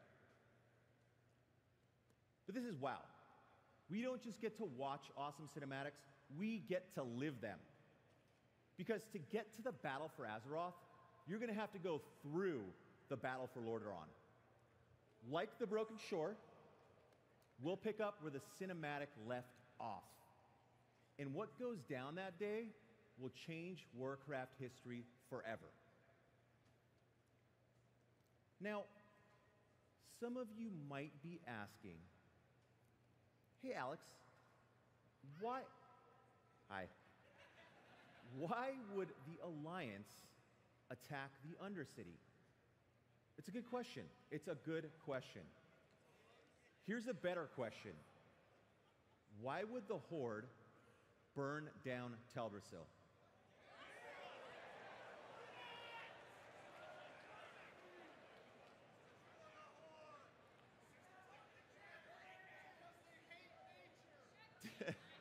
Did Teldrassil fall first? Did Teldrassil fall first and lead to the attack on the Undercity? Or was the burning of Teldrassil a response to the bold Alliance attack on Lordaeron? You'll find out. Think about this. The stage is set for an Alliance-controlled Eastern Kingdoms and a Horde-controlled Kalimdor, with one great big sea separating the two continents, which leads us to our search for allies. In our quest for victory, we will seek out the Kultirians as the Alliance and the Zandalari as the Horde. Coincidentally, both of these nations have extremely powerful navies, which we're going to need to span that great sea. Let me leave you with this thought.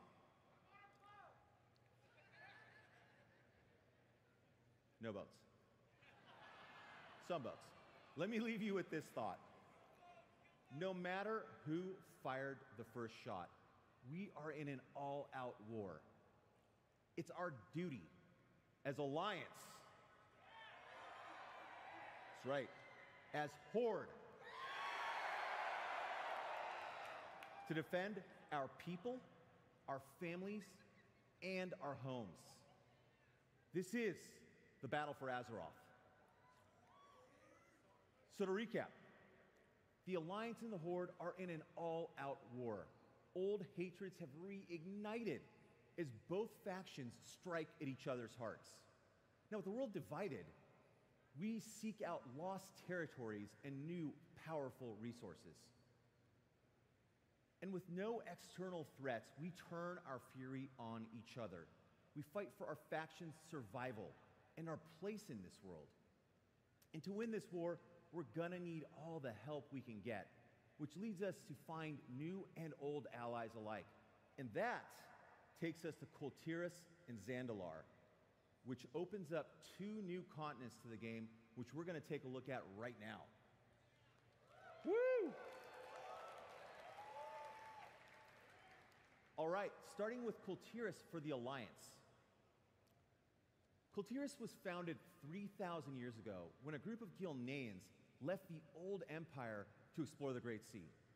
They came upon this cold, mountainous island, rich in natural resources, and decided to settle in. Now, over the course of the next 2,500 years, the Kultirans built the most powerful navy on Azeroth. A navy that the Alliance really, really wants.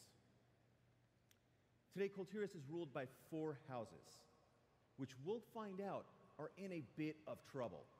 And before we're going to get the Kultirans to join our side, we're going to need to help them with their problems. Lastly, Kultiras is broken up into 3 main regions.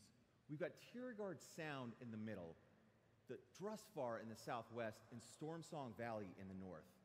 Let's take a look at the zones of Kultiras. All right, first up, we've got Tiergard Sound. So Tiergard Sound sits on an inlet in the middle of the continent, and it connects the Great Sea. It's the main connection point for all of the different zones. Now, within Tiergard, we'll find the capital city of Kultiras, Boralis. This will also be the Alliance's main base of operations in the Battle for Azeroth, so this will be your hub. Now, I mentioned that Kultiras was ruled by 4 houses. When we get to Tiergard, we'll meet the first of these houses, led by a familiar name, Proudmoore. Meet Catherine Proudmoore, everybody. This is Jaina's mother, and I want to go on record here and just head this off. She is 100% not a dreadlord. Not. Now, Kultirans by nature are monster hunters, specifically big, nasty sea monsters, which has led to a much hardier breed of human, like these big fellas over here. And I also mentioned that the zones each have their own problems. Well, in Tiergard, one of the problems has to do with pirates. Normally, the outlaws of Kultiras hang out at the pirate city of Freehold. But in recent months, they've gotten a little bold and have started to attack Tiergard Sound. And we're going to need to have to deal with that. Now, who wants to see a video? Yeah. All right, let's take a look at Tiergard Sound.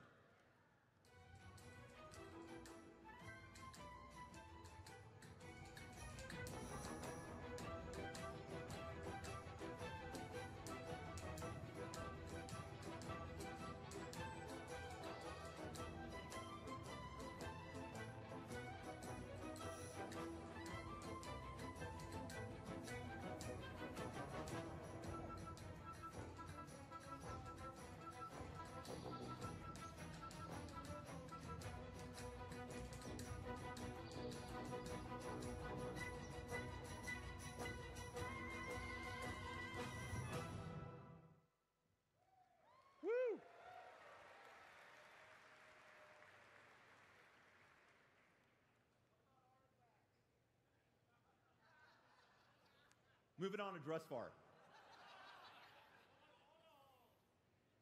There's a Q&A tomorrow. You can ask your questions there. Moving on to Drusvar. Drusvar is a forested, mountainous region that's located in the southwest part of Kultiras.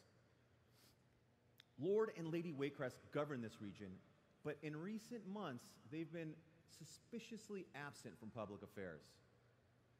And this has been a huge cause for concern for the people that call this place their home. Now, this absence has also put a stop to the main contribution that Drusvar makes to Kultiras: arms and sausages. I'm honestly not sure what's worse. It feels like sausages is worse. Now, as we're exploring Drusvar and trying to uncover the mystery of the missing Waycrests and restore order and sausages, we'll find that the land is cursed. And you can start that story today on the show floor with a Drusvar playable demo. So after we're done here, make sure to get out there and give it a go. Let's take a look at a video for Drusvar.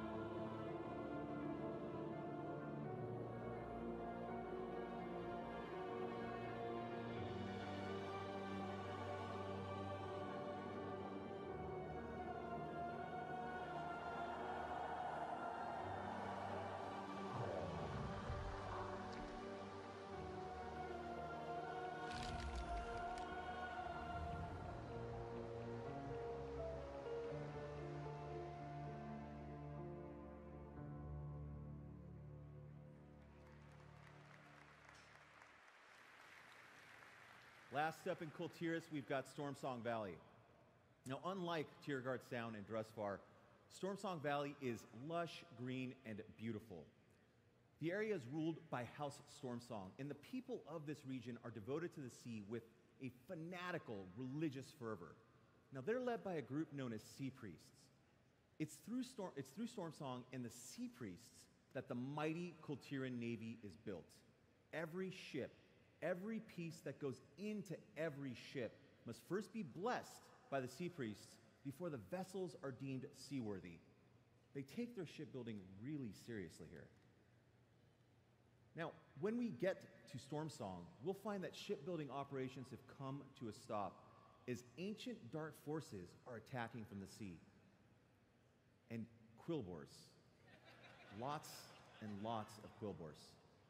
Let's take a look at a video of Stormsong Valley.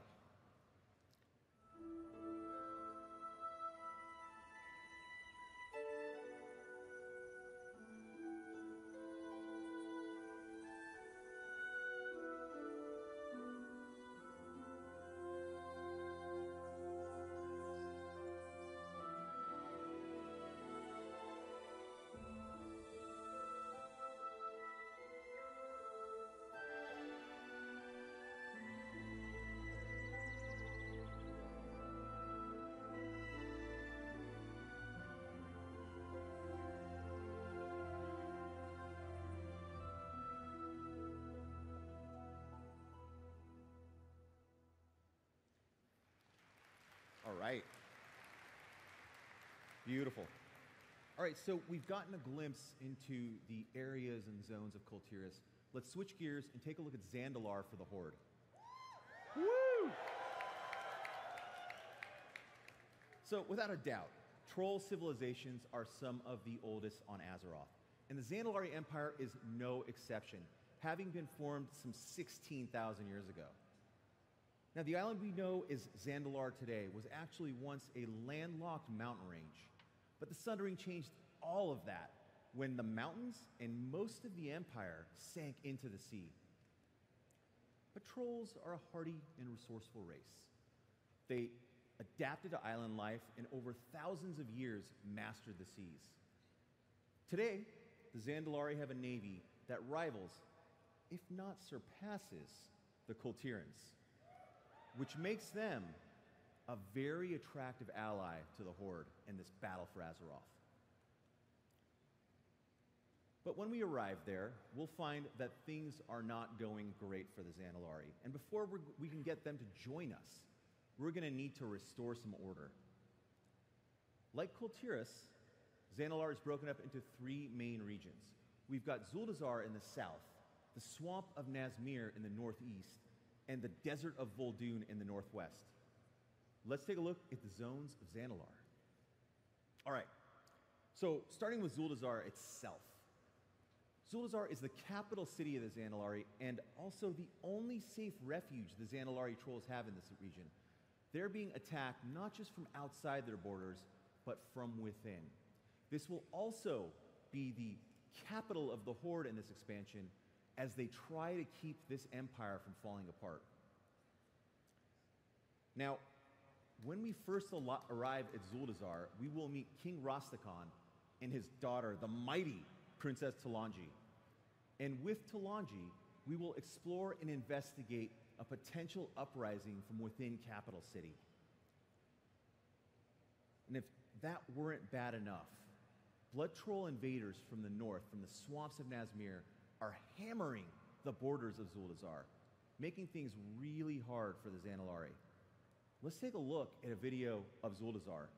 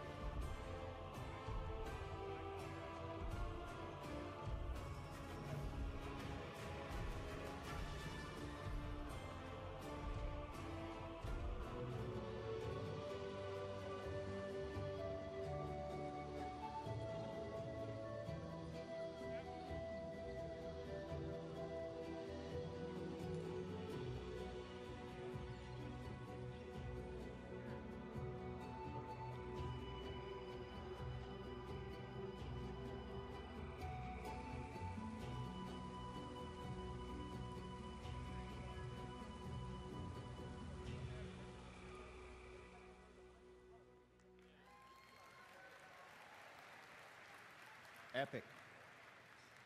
Videos are nice, but they don't even do the actual zone justice. Once you get in there, it's amazing. Okay, on to one of my favorite zones, Nazmir. Now, before the Cataclysm, Nazmir was a lush forest. But when Deathwing broke the world, he shook something loose, and Nazmir started sinking into the sea. Today, it's a wretched, festering swamp, which turns out is the perfect environment for blood trolls to thrive in. The same blood trolls attacking Zulazar today. Now, to defeat these blood trolls, we are going to need to enlist the aid of powerful Loa. Now, for those of you that don't know, Loa are basically gods to the trolls. Up there, we've got one Samdi, who some of you may know, and Kragwa, the frog Loa, who you'll definitely want to know if you want that sweet frog mount.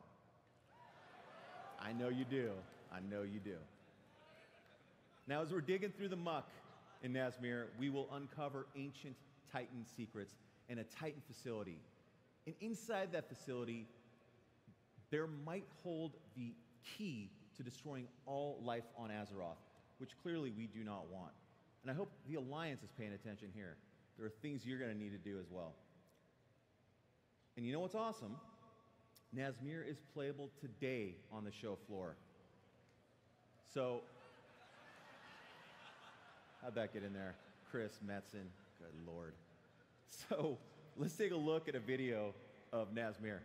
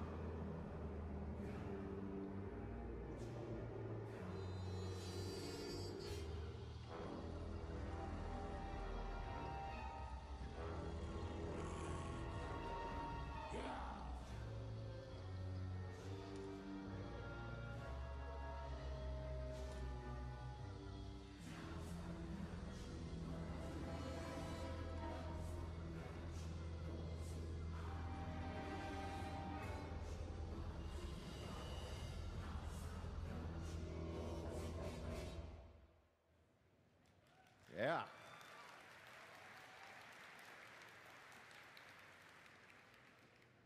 All right, last up for Xanalar, we've got the Desert of Vol'dun. Would you believe that Vol'dun was once a vibrant jungle?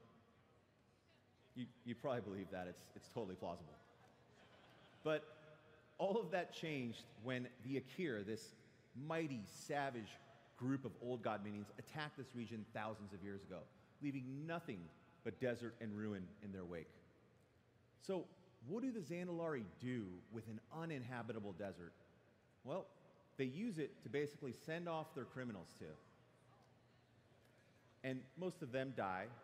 Most of them. Now, as... Yes, indeed. As they're even cuter in person. As we explore Vol'dun, we will come across a native race of fox people known as the Volpera, who I know we will be compelled to help because of just how cute and cuddly they are. Just want to eat them up. And Vol'dun's got its share of baddies as well, like these snake men, the Sethrak, who will make sure that your stay here is unpleasant. Let's take a look at a video of Vol'dun.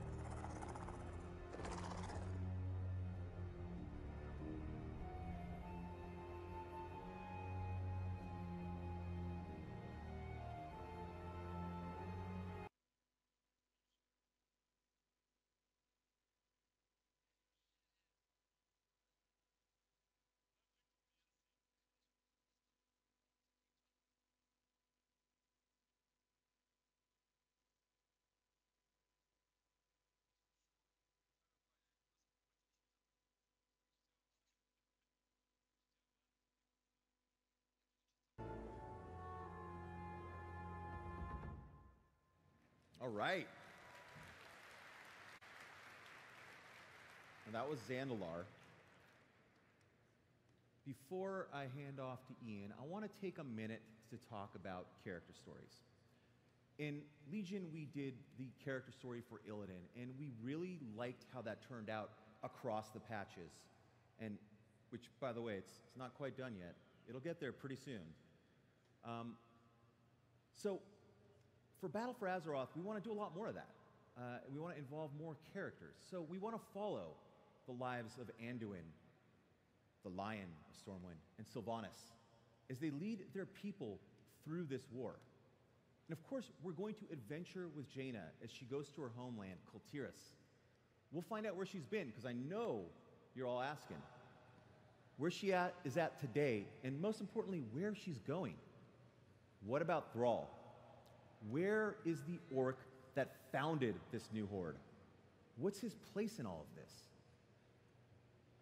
And lastly, we're not going to go to the cradle of troll civilization without exploring the story of our favorite troll, Vol'jin.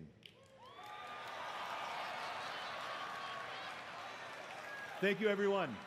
You've been an amazing audience. Ian's up next.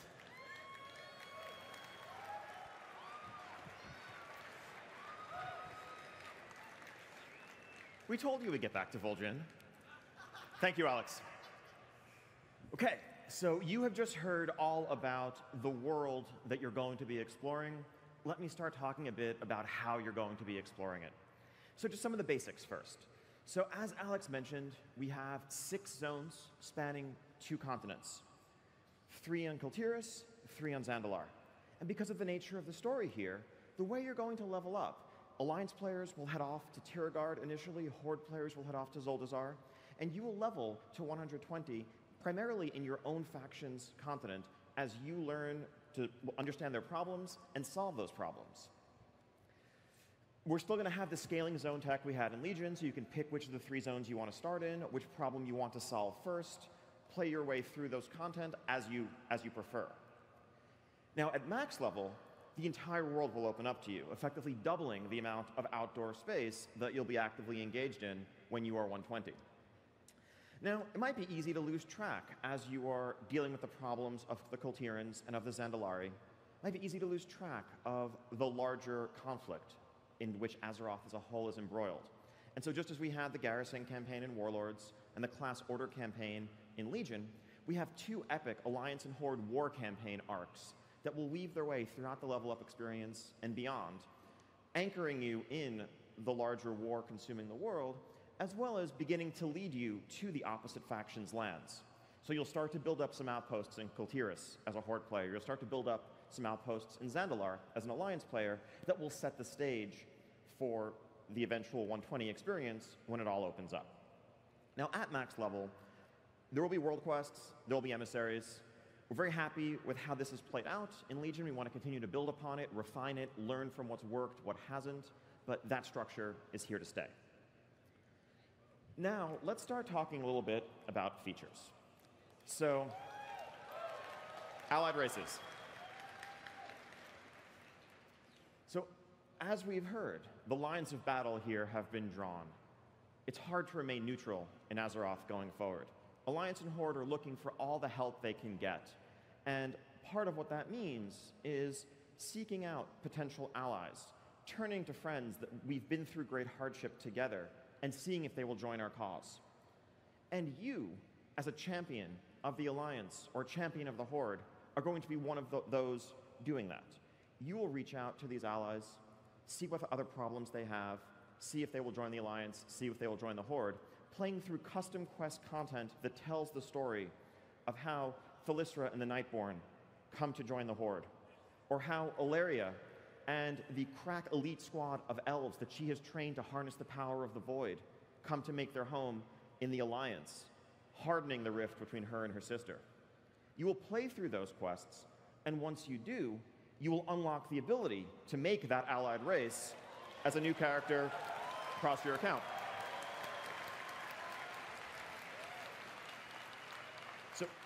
So unlike traditional races where you just buy the expansion, you can make them right away, this is something that has much more story context to it. This is something that will be earned. We need to tell the story to explain why these races came into the faction, and it's up to you to make it happen. Now, allied races, like regular races, have new racials that are appropriately flavorful for where they're coming from.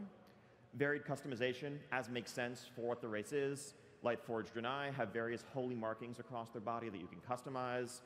Lots of facial hair options, of course, for the Dark Iron Dwarves with their ember-flecked beards from their time by the Forge. But one difference is that allied races actually begin at level 20.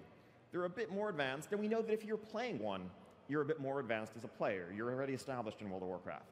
So you will start off venturing to Stormwind, venturing to Orgrimmar as a fledgling member of your race, looking to aid your new allies. You'll adventure throughout the world, do what you can on their behalf, and eventually make your way to join the front of battle at max level. Now, you can race change if you want once you've unlocked them. You can boost an allied race. We don't want to limit those options. If you've played, let's say, a Dwarven Paladin for years, but in your heart of hearts, you've always wished you could be a Dark Iron Dwarven Paladin, we don't want to make you make a new character or abandon your main to make that happen. But at the same time, we also want to make sure it doesn't feel like that's the right or only or efficient way to do this.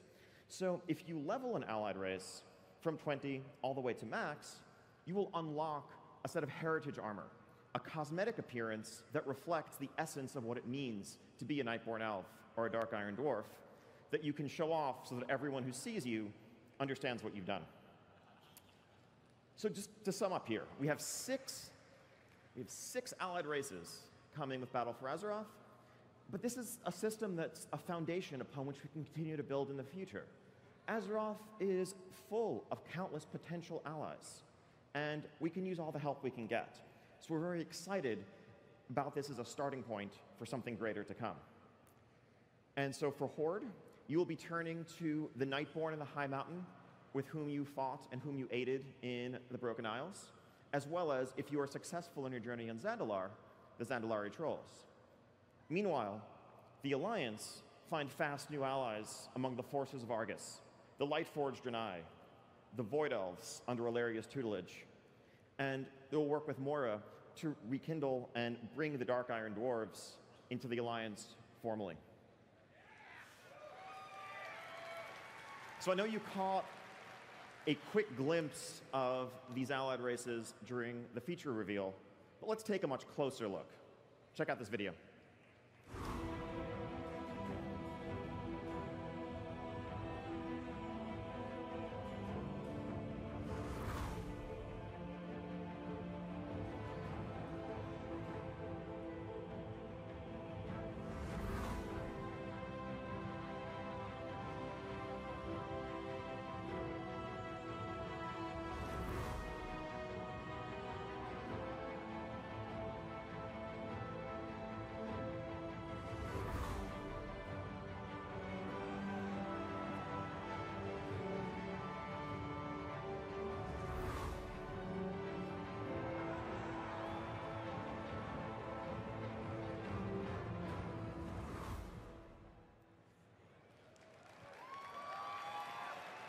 So, pretty cool. One nice thing about the cosmetic armor sets, and you saw all those heritage armor sets in that video, is as cosmetic transmog appearances, these are universal. So if you, for example, played a Dwarven caster and always wished you could have a more battle mage type look, doesn't matter if you wear cloth, you can still transmog it to look like that dark runic mail and show that off. So now, I just mentioned that we are inviting players to journey through Azeroth once again, to start off with these allied races at level 20 and explore. Now, if you've done something like that recently, you've probably noticed the experience is kind of rough around the edges. Now, the content, the world, the stories, those hold up. Those are great. There's humor, there's life there. But the pacing of the experience is all off. If you're trying to play through, let's say, Hillsbrad, you'll quickly find that about halfway through the zone, a lot of the quests in your log are turning green or even gray. On the one hand, all the mechanics of the game are telling you to get out of there, to move along for better rewards, more experience, a place where you belong, while the story is telling you to stay because you want to see what happens next. We want to solve that. Now, in Legion, during the level up experience, we introduced the concept of scaling zones, and that allowed players to pick and choose their way through that experience. So,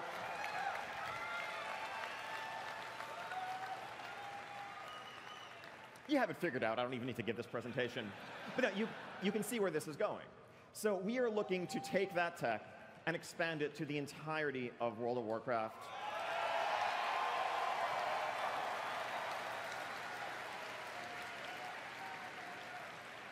Yeah, we are super excited about this too. There'll be a couple of little differences in how it plays out here versus how it did in Legion. So first off, we don't want Westfall to scale all the way up to, let's say, level 110. So within these regions, there are level ranges with minimums and maximum levels for two reasons. If you are a brand new undead, you're a Forsaken starting off in Tirisfal Glades, we think it's important that when you look eastward towards the Plaguelands, there's a little bit of terror there. That's a scary, dangerous place. You're not strong enough to go there. And if you try, Welcome Bear will come out and hug you, and then you'll be back at your graveyard. And that's how it works. On the other hand, if you're a seasoned adventurer returning from a campaign in Northrend, and you come back to Elwyn Forest and find that the wolves and the bandits there are now still an even match for you, that kind of undermines your progression. So we're thinking about a structure more like, imagine Westfall scales from 10 to 60, imagine Burning Steppe scales from 40 to 60. You're never going to out-level the zone while you're in it, but there's still some sense of progression, and once you've moved past the entire expansion, you do feel like you have surpassed it and you are more powerful. Now, speaking of expansions, we'd also like to take a step back from just zone choice and think about how you navigate expansions in the course of leveling up. So if you've leveled alts recently, you know the drill. You hit 58, you go to Hellfire Peninsula, you maybe do a zone and a half or so, depending on how many dungeons you're doing. Then it's off to Northrend. Well, what if you could choose? What if Burning Crusade content scaled all the way from 60 to 80?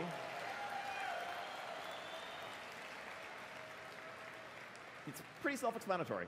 BC 60 to 80, Wrath 60 to 80. Similarly, Kata 80 to 90, Mists 80 to 90. You can pick one expansion, do most of its content if you want. You can bounce back and forth between the two. It's flexible. The point is player choice. The point is having the experience that you want to have as you're leveling through WoW. And yes, this applies to dungeons. It applies to all the rewards along the way.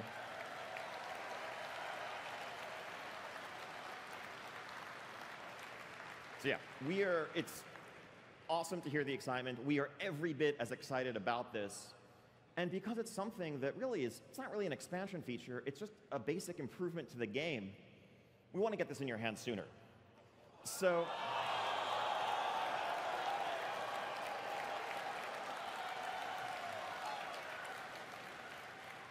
you may have noticed the patch that just went live was 7.3.2. That was a small infrastructure thing.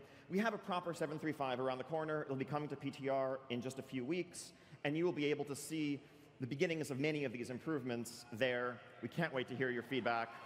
We want to get this in your hands ASAP.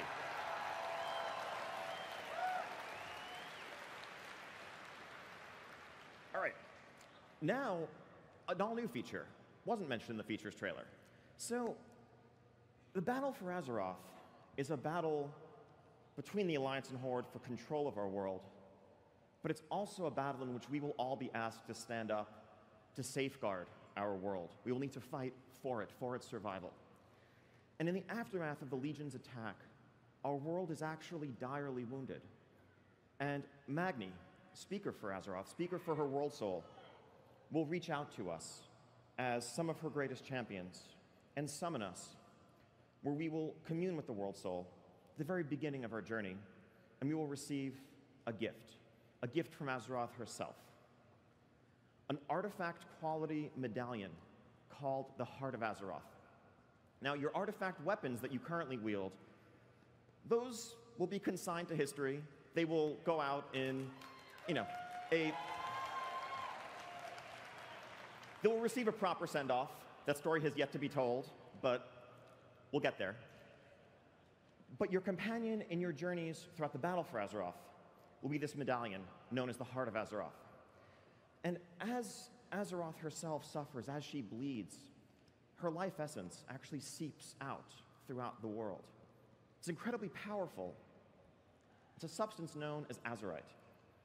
And the unique property of this medallion is that when you encounter azurite, when you come across it, a portion of that power will be reabsorbed, reconstituted into this medallion, into this Heart of Azeroth. Now, unlike the artifact weapons that you wielded in Legion, this artifact isn't something you're going to customize, doesn't have a huge trait tree to it, but what it does do is it serves as an incredibly potent power source that will unlock latent properties in many of the pieces of armor that you're going to come across and acquire throughout your journeys. So we're going to talk a lot more about this system in detail right back here at 4 o'clock in our gameplay and systems deep dive. But let me give you a quick overview, and then Russ Peterson and others on the team will dive much more deeply at that point. So this is some early UI concept art for how this might play out. Here you see a helmet, and these concentric circles each reflect tiers of powers, where you can choose one tier from each ring, one power from each ring. And your ability to access these tiers, to unlock them, will depend on how strong your amulet is. A stronger helmet will require more levels in your amulet to equip, to access. But basically, when we looked at the artifact system, there were a lot of elements of progression that worked very well. There were others, such as making hard choices between empowering one specs weapon versus another, that weren't so great. Or lots of the inventory clutter, things like that. We're looking to improve a lot of the aspects of the system. We also want to give ongoing options for choice and customization, rather than the artifact weapon system where you made tons of choices back in September when you were first filling out the tree, but it's been largely linear progression since then. In this world, each piece of armor, in a handful of slots that we select, we currently have 3 in mind, will offer a potential for customization and choice in a handcrafted way. These are not random traits, unlike the Netherlight Crucible. A helm is a helm is a helm, and you can pick what you want to suit your playstyle, to suit your needs as you progress through the world. Again, more about this later. Now, islands. Island expeditions. So many of you may have been wondering as you saw the feature trailer, when you saw, plunder uncharted isles, you're probably wondering to yourself, what is an island? Well, an island is a body of land surrounded on all sides by water. Moving on. Okay, so island expeditions. Island expeditions have you exploring uncharted isles scattered across the Great Sea. As we've mentioned, Alliance and Horde are locked in this stalemate, and they're seeking all the aid they can get. And there's all this unexplored land, with reports of azurite, this substance I mentioned earlier, bubbling to the surface, as well as other unclaimed resources that could aid the war on the home front. And so Alliance and Horde are both sending their scouts out to scour the sea in search of these locations. And that will naturally lead to the Horde and Alliance coming into conflict in the New World over these small pieces of territory as they each try to claim these resources and take them back home to fuel the war. Now, what does that mean for you, the player? So island expeditions are 3-player cooperative gameplay, role agnostic, and they are a culmination and a reflection of lessons that we have learned throughout many years of developing content, many expansions worth of content development, ranging from Mists of Pandaria scenarios to scaling difficulty in Mythic Keystone dungeons, to randomization and variability of world quest spawning, and more. The theme here is one of exploration, of when you set out for an island, when you set out to an island, you don't know exactly what you're going to find, even if you've been to that island before. On one visit, a given island might be occupied by a settlement of trolls. Some are peaceful, and if you work with them and perform quests for them and solve their problems, they will give you some of their stores. Others are hostile. You might return another time and find that an ancient curse has wiped out life on the island, and undead are rising from their graves, and there are crypts for you to explore. Yet another time, a band of marauding Mogu might have come from Pandaria, taken over the island themselves, and set up shop. In all of these cases, you're going to find different friends, different enemies, different challenges, different events, different objectives. It's going to be one of the most, if not the most, variable, dynamic, replayable experiences we've ever offered in World of Warcraft. And to add another layer of dynamic gameplay here, again, as I mentioned, this is about Horde and Alliance skirmishing. And so, as you and your 2 allies roll up in a Horde ship, you will also find that shortly thereafter, 3 agents of the Alliance have arrived. And now these are NPCs, but they are not any NPCs that you've ever seen before. They're not just looking to run up to you and punch you or cast fireballs at you. They're not like scripted boss encounters. They're a bit smarter than that. They'll behave strategically, they'll behave tactically to complete objectives on the island and to thwart you as you try to do that as well. So even if you were on the exact same island, it still wouldn't play out the same way twice because you're contending with variable opposing forces and having to deal with them the whole way through. And finally, if you want to match wits against 3 other players, you can do that too. And so these island expeditions can create an all-new type of PvPvE gameplay where you are completing objectives, racing against enemy players to do so, and killing each other where it makes sense. All right, so on the other end of the spectrum, from island expeditions are small-scale skirmish in the New World. Warfronts tell the story of large-scale battles back on the home front. This is the battle for Azeroth between the Alliance and the Horde. This is what all the resources are for. This is what the alliances are for. This is the fight that we need to win. And what does large-scale battle mean for us? Well, we have so much fantasy to draw upon here, going all the way back to the real-time strategy roots of the franchise, going back to Warcraft 2, going back to Warcraft 3. Let me give you this hypothetical fact pattern. You are the commander of an Alliance expeditionary force tasked with landing in enemy-controlled lands. Secure an outpost, build it up, secure supply lines, protect them, build up your base, upgrade your buildings, train troops, and then lead them out into enemy territory, eventually sieging and overwhelming the enemy fortification and crushing them. I just described about 2/3 of all Warcraft campaign maps right there. Well, this is World of Warcraft, and let's put you in that experience. This isn't an RTS. This is you as a champion on the front lines, playing out that fantasy, living that experience. What does this mean?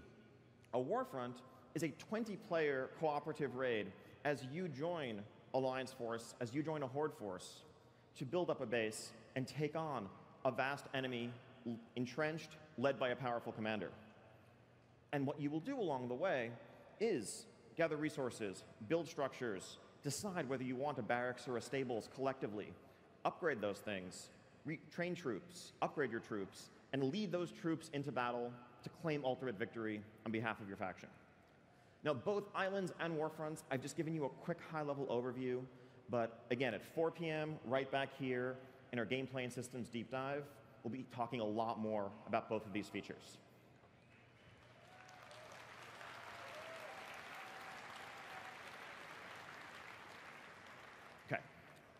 Now, the last couple of features I've talked about are primarily PvE features against large NPC armies. Battle for Azeroth is also going to be a great expansion for those of you who love PvP. So first off, we're adding a couple new arenas. We have a new arena coming in Kultiris, a new arena in Zandalar, capturing the aesthetics of those places, new environments within which you can pit your skills against one another. We also have a new battleground coming called the Seething Shore. Now, this battleground is located just off the coast of Silithus. For some reason, the Alliance and the Horde have decided that this barren stretch of desert is worth fighting over. I don't know why. There's nothing interesting going on in Silithus, but for some crazy reason, commanders of both factions decided to go fight over it. Weird. But as it turns out, for some reason, there's a lot of azurite that seems to be bubbling to the surface in Silithus, and this becomes a natural point of contention. So the way this plays out is as a new type of battleground that has dynamic control points. So imagine Arathi Basin if there were multiple possible flag locations and you never knew exactly where the control point was going to spawn. You had to adapt, you had to keep on the move. Here's a quick look at the layout from an internal sketch of this battleground. Each of those crystal nodes you see on the map is a potential point where an azurite fusion could occur. I think there's about 3 active at a given time. So as you're skirmishing over control of one, you might see the one has popped up on the other side of the map. You have to make a choice between how many people you're going to keep to try to contest the current one versus who's going to break off and try to claim the new one. Very fast-paced action, keep you on your toes. We're really excited about this. And it's actually part of the story that we're telling. It's part of the events that will lead up to Battle for Azeroth. So as such, we also want to get this in your hands a bit before Battle for Azeroth itself. So keep an eye on the PTR, and we want to get this coming your way soon. We're also going to continue to expand upon successful systems like the PvP brawls. We want to keep adding new ones. All of those things are here to stay. But that's instance PvP. I know there are many of you for whom world PvP is what you're all about. Whether it was 13 years ago, ganking noobs in Stranglethorn Vale, making people switch to their mains to come get you,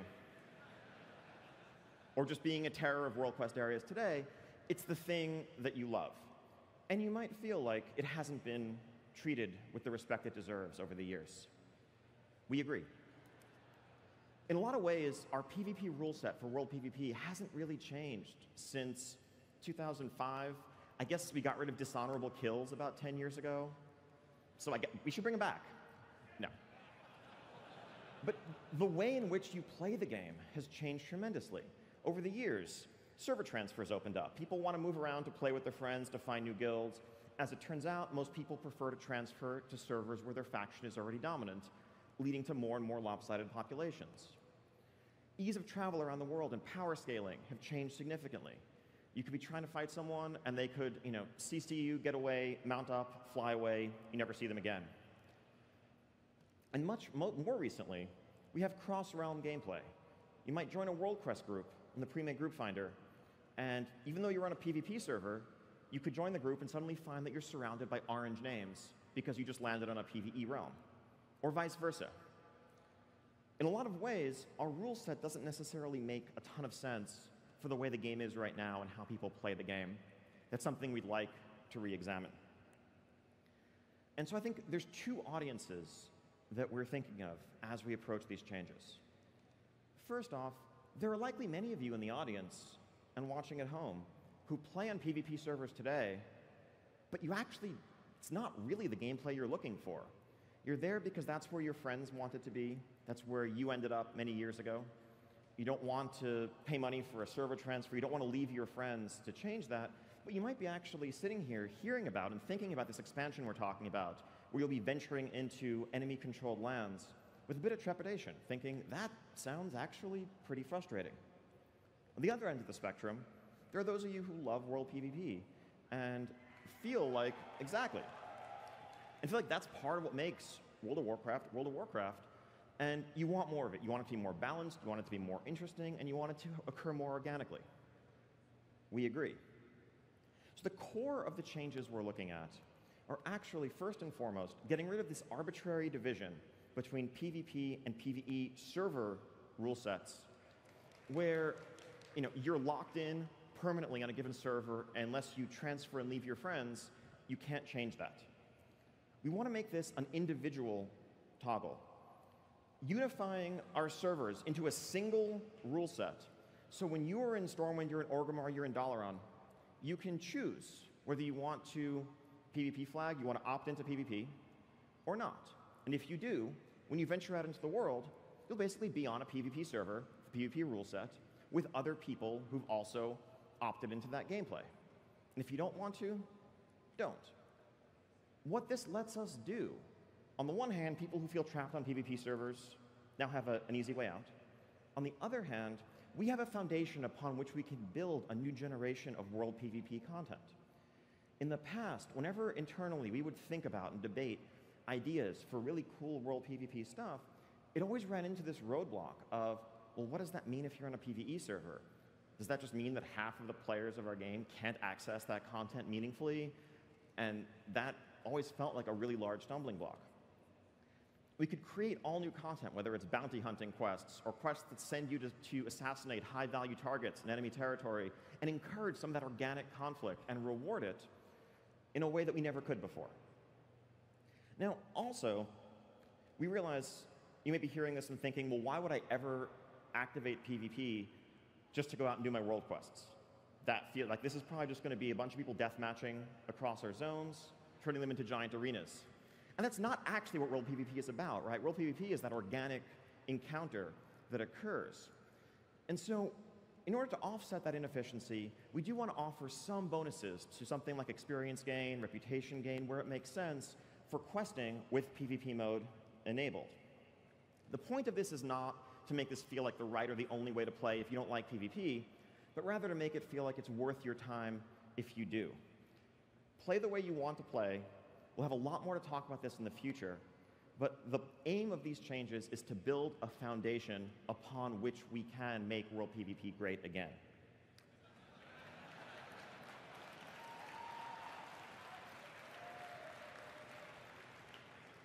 So changing gears a bit, dungeons. So we have 10 dungeons coming your way in Battle for Azeroth. Like zones, each faction will have separate level up dungeons associated with your continent, 4 in Kultiras, 4 in Zandalar, and then all 10 open up when you hit max level, and you gain some new motivations to go into some of those places. On the system side, Mythic Keystones, also here to stay. We want to provide better support for that system. We'll be designing more of our dungeons with full knowledge of what this system entails. We also want to provide UI improvements, so it's easier to form and find Mythic Keystone groups. If you're just looking for a 10, but you don't care what map it is, you should be able to search for that much more easily. Things like that. But refinements, just building upon a system that we've heard fantastic feedback from the community about. We love this as really making dungeons a continued part of the endgame. Let's talk about some specific dungeons. First off, Freehold. Freehold is located in Tiragard Sound. This is a wretched hive of scum and villainy. It is full of brigands and outlaws and cut purses, and you're going to have to go through this place if you want to put a stop to some of the problems that Kultiras is facing. Let's take a look at a video of Freehold.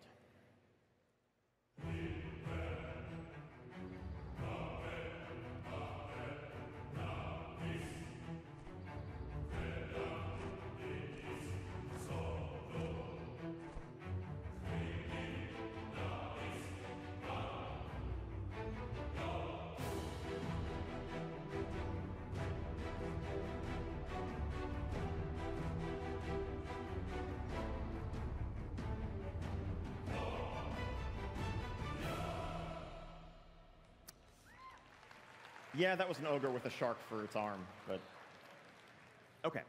On the other continent, we have a dungeon known as Ataldazar.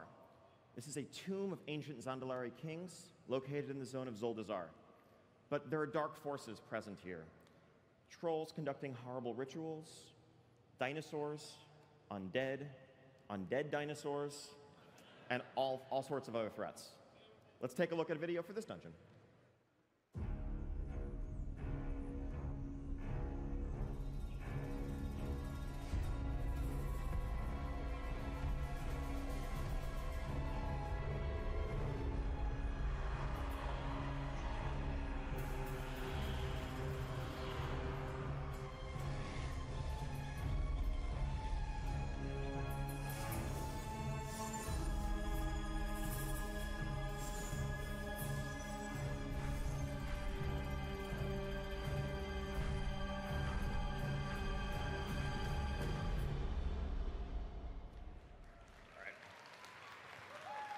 So both of those dungeons are also fully playable here on the show floor today for a total of 4 separate experiences. Alliance questing, Horde questing, Alliance dungeon, Horde dungeon. Grab 4 friends, make some new ones, check out the dungeons. We can't wait to hear your feedback. So other dungeons, as I mentioned, there's 10. I'm not going to talk about these in great detail, but these are scattered across the new lands. Special call out to the Shrine of the Storm. This is a dungeon in Stormsong Valley. If you want to see a bit more behind the scenes boss design for this dungeon, check out our boss design panel tomorrow afternoon on the Legendary stage, and you can see our encounter team design out one of the bosses in this dungeon live. The very bottom of this list is also a place that's not in Kultiras and not in Zandalar, Kazan. Now, this is a favorite location of ours we've wanted to revisit for some time. Knowing goblins, if you do, you might not be surprised to hear that once word spread of this substance known as Azerite, they immediately set out to dig and dig and dig and see what they could uncover to control it for themselves. And who knows what else they found in the process. Should be a fun trip. Now, moving on to raids.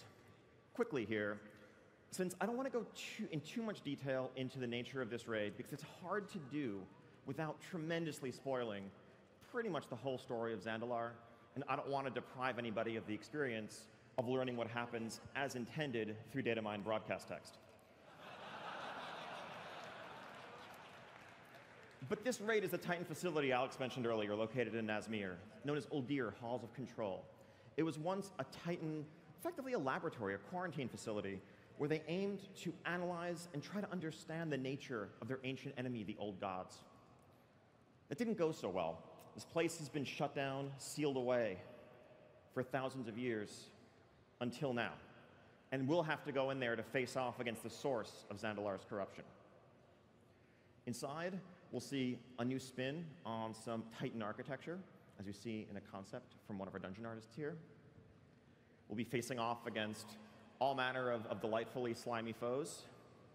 This little tiny person, sorry, tank. At least doesn't have ankles for you to look at. You'll be looking at a belly. Now, this is the first raid. This is the High Mall, this is the Emerald Nightmare of this expansion. Now, following this, and I'm going to say even less about this raid, it might have occurred to you when Alex was up here earlier talking about the dark threats from the sea plaguing Kultiris. Well, we know a couple of dark threats from the sea, don't we? There are some that we have heard a lot from in Legion. You know, some Tidestone-related stuff. And so, yes, before all is said and done in Battle for Azeroth, we'll be facing off Queen Ashara against Queen Ashara.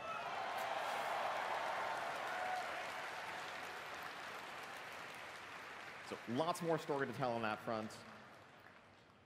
And yes. And so the stage is set for the Battle for Azeroth. We have Crimson Red continent in the west, Royal Blue in the east, and a vast expanse of ocean in between. We as champions of the Alliance and the Horde will set out to explore islands, battle on warfronts, and uncover mysteries that threaten to undermine the very world beneath our feet. Because at the end of the day, does it matter who wins the Battle for Azeroth if there's nothing left for the victor to claim? So thank you so much for coming out. Thank you so much for joining us for the beginning of this adventure. It's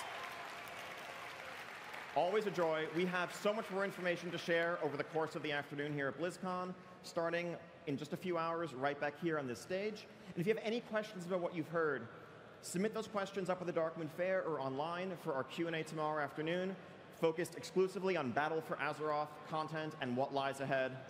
Also check out our art panel and legendary stage tomorrow, and so much more. Thank you so, so much. Welcome to BlizzCon. Have a wonderful weekend.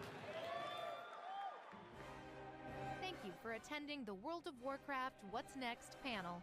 Up next, the Hearthstone What's Next panel.